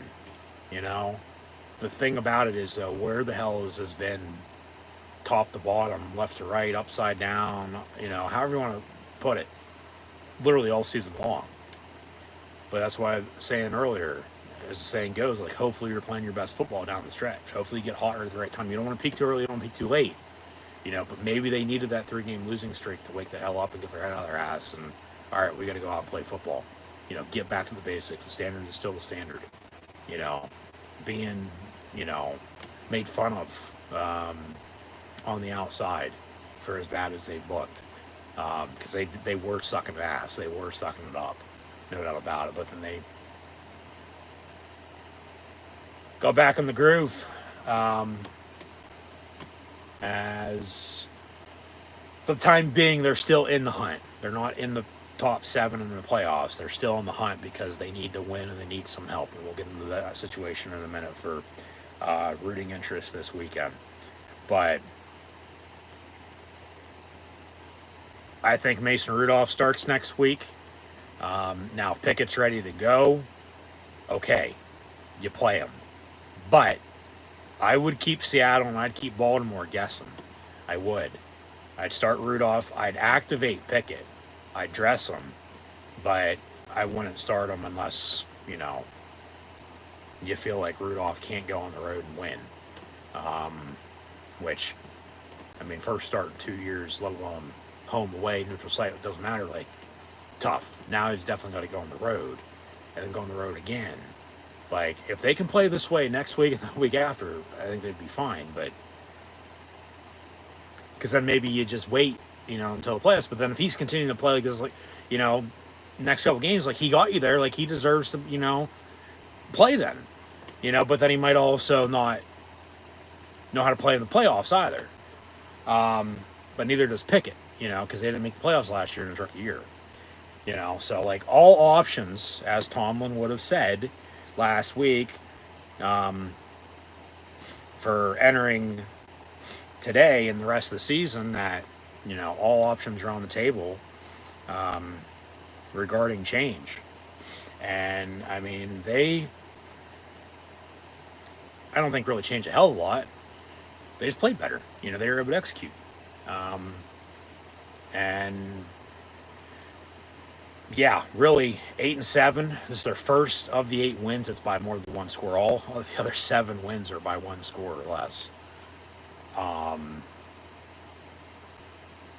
So they're still there. They're still in the thick of it. They're still in the hunt.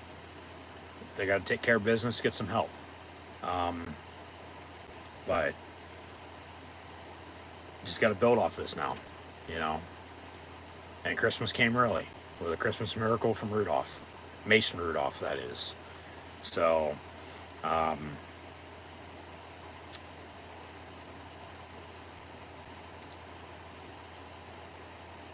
just,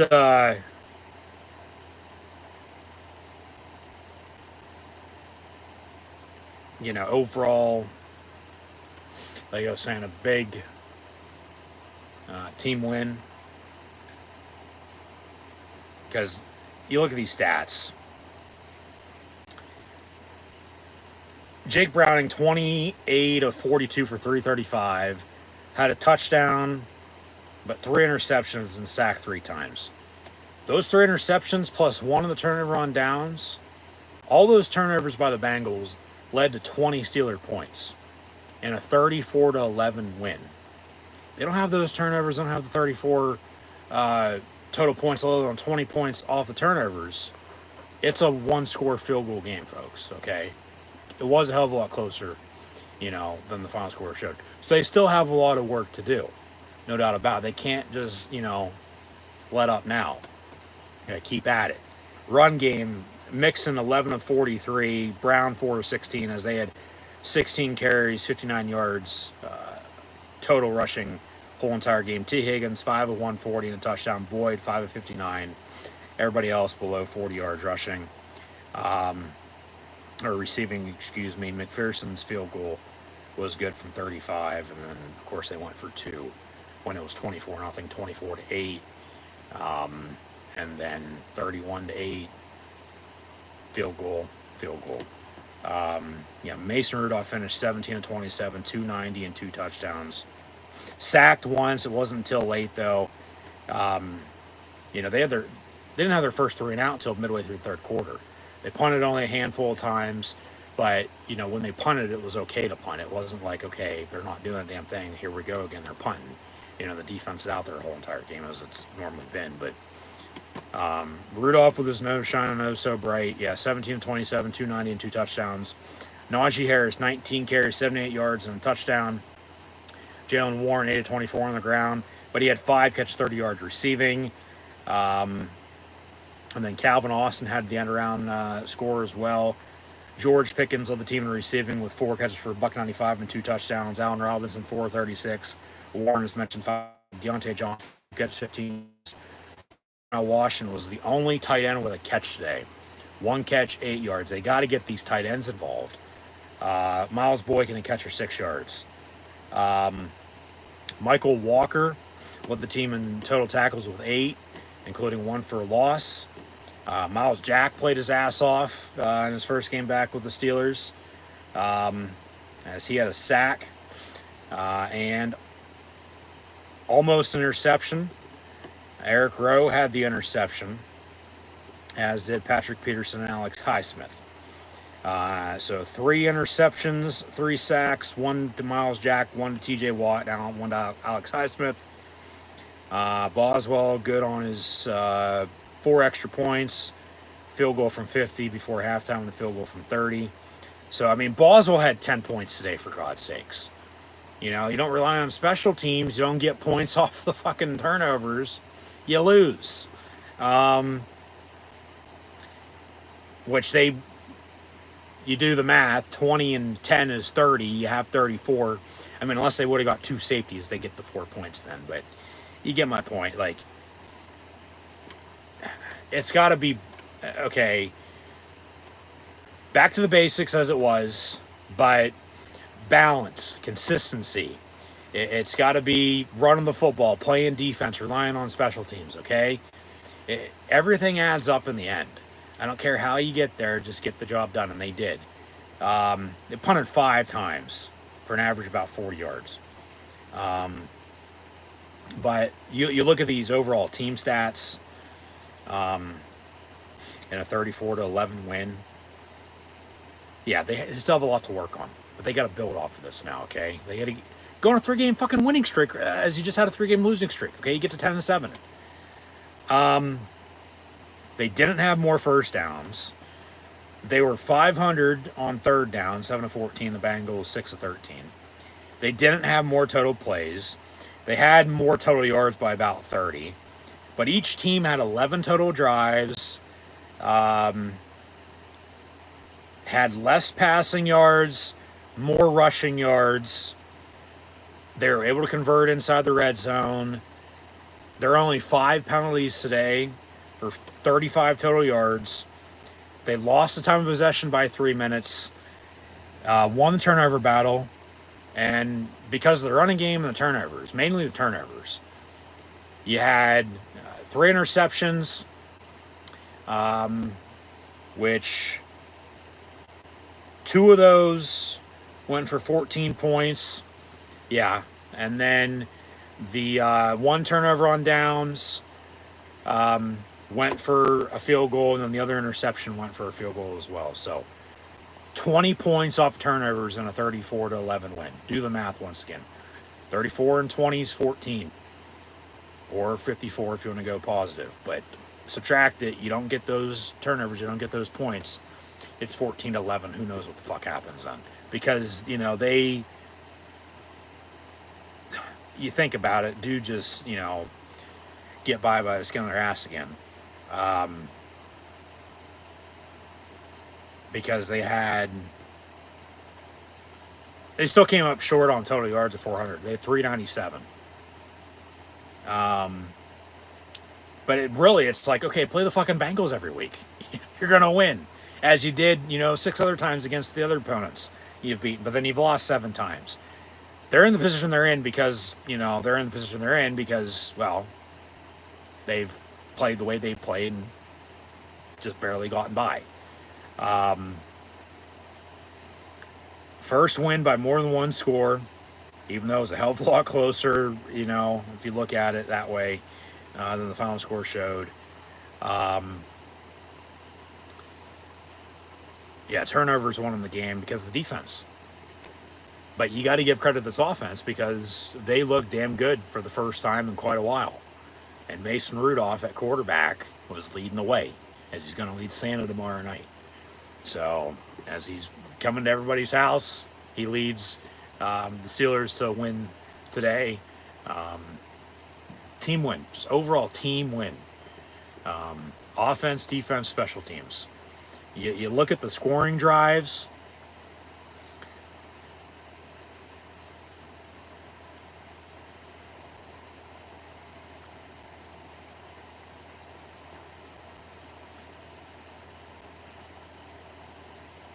The Bengals got the ball to begin the game. Okay?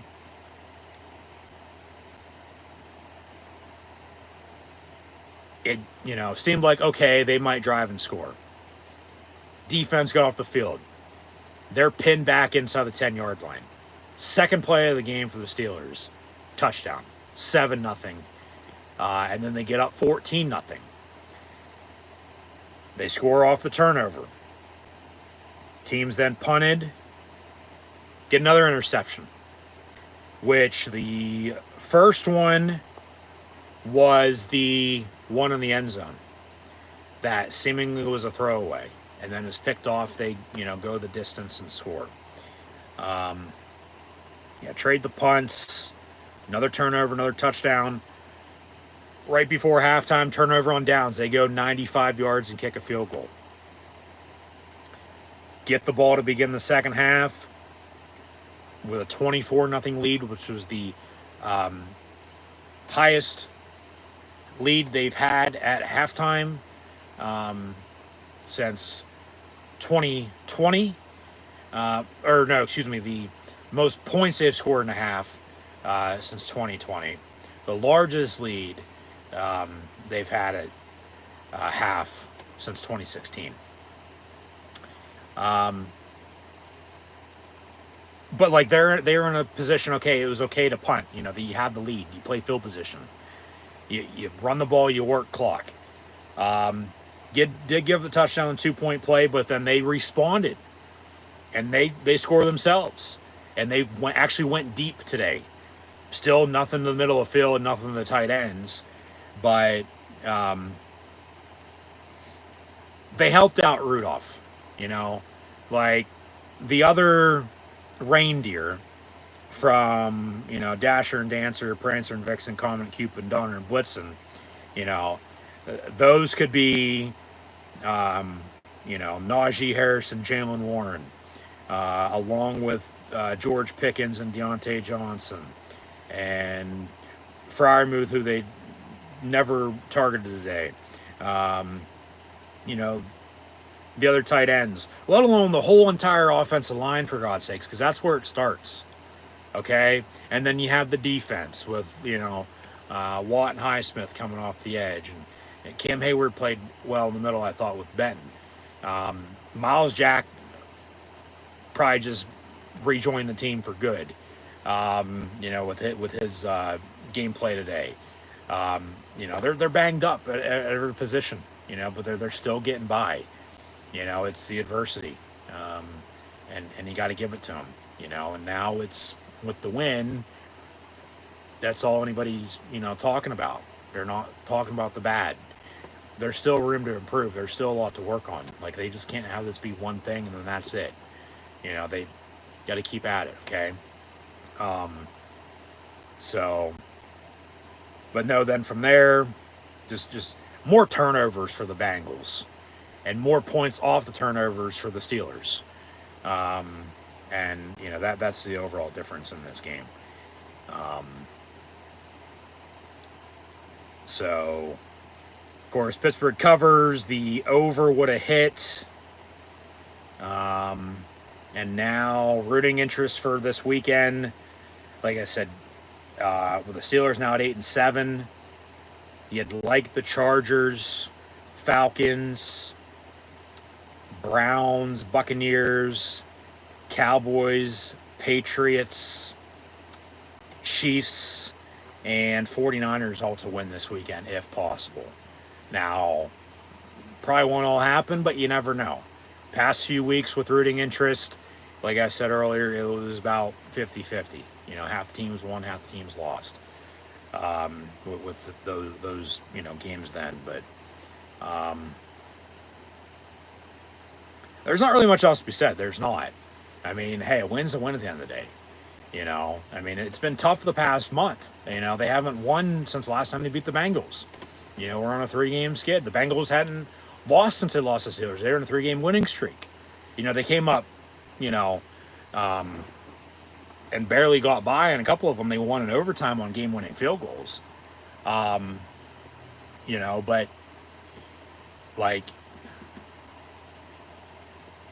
yeah, it does seem like Santa Claus is real with Mason Rudolph and his nose shining so bright, leading the way for the black and gold Pittsburgh Steelers today and leading them to victory.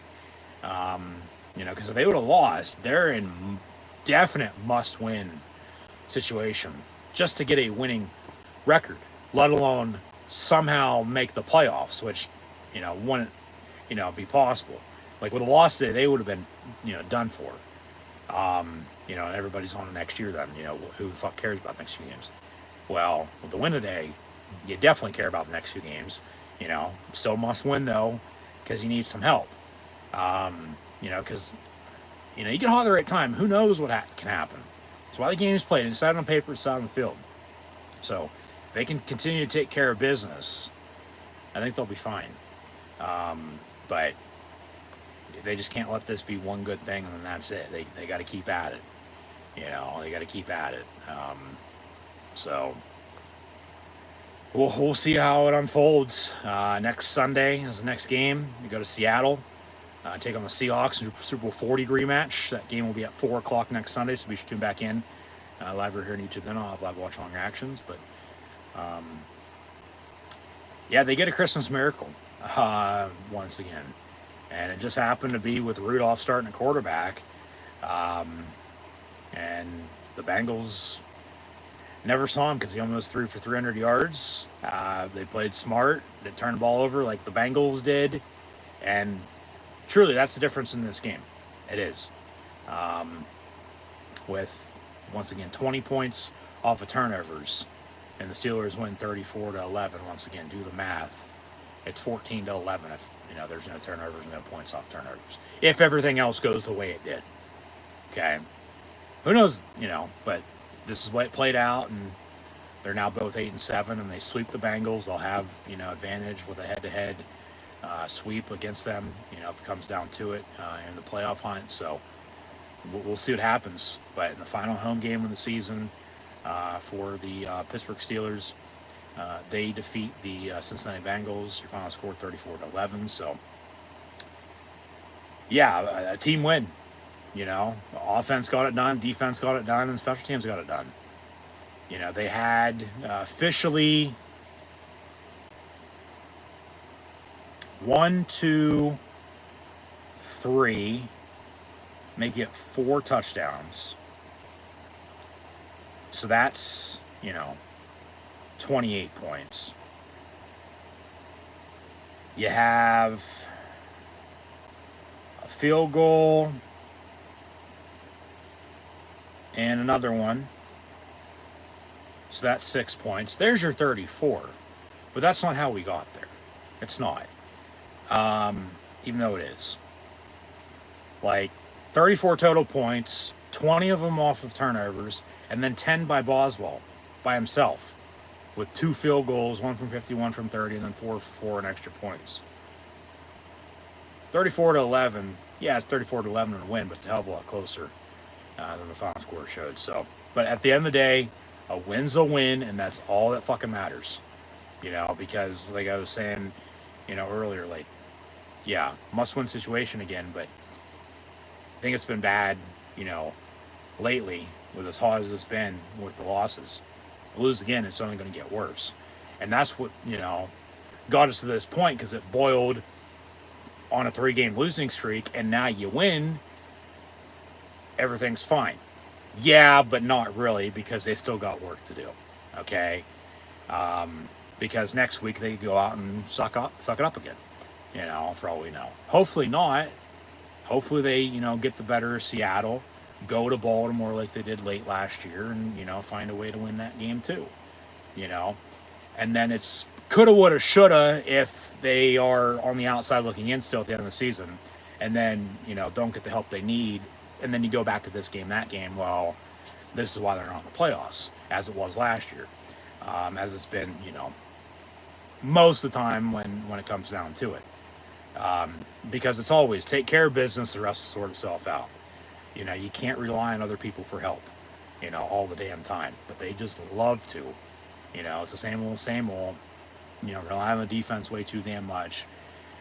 I mean, they didn't really need to a hell of a lot today, but the defense still played their ass off and got all the turnover and downs they did, and then the offense capitalized with points off of them. And then, you still take your, 6 points on 2 field goals. And then Boswell's good on his, extra points. And, like, it all adds up, It's just as long as you have one more point than the other team, that's all that fucking matters, because a win's a win at the end of the day. And the Steelers beat the Bengals 34-11 here, 51 years to the day of the Immaculate Reception. So, rest in peace, Franco Harris, of course. But as Christmas came early for the black and gold, the Pittsburgh Steelers, due to get a Christmas miracle with Mason Rudolph at quarterback, thrown for almost 300 yards, 10 yards short of that, with 2 touchdowns, no turnovers. Defense got technical 5 turnovers, 3 actual, and then 2 turnover on downs. But then 4 of those turned into points. 20 to be exact, and then 34-11 your final score. So overall team win. It's team sports, no I in team. You win as a team, you lose as a team. They've lost as a team the past 3 games, and now they're back to winning as a team. The Pittsburgh Steelers are 8-7, still in the hunt for the playoffs, so still got to, of course, take care of business. But yeah, with Rudolph leading the way, nose shining oh so bright, the Pittsburgh Steelers defeat the Cincinnati Bengals 34-11 once again here today. So thanks for tuning in and watching. Just wasn't him though. Defense wins the championships. Hopefully, they're gonna go on a winning streak now, coming off this losing streak, and they're getting hot right at the right time. Because then who knows, once again, what the hell can happen. That's why the game's played. So we'll see. Hopefully we'll tune back in next week. Steelers Seahawks next Sunday at 4 o'clock. Be weird. Be the first Sunday game in a few weeks, because they played on, back-to-back Saturdays and a Thursday game before that. So it'll be, for the first time since the beginning of the month, at the end of the month on New Year's Eve, next Sunday, Steelers Seahawks. So yeah, be sure to tune back in then for that game. Thanks for tuning in today for live watch along reactions. As once again the Steelers defeat the Bengals 34-11, your final score. So Merry Christmas to all, and to all a good night.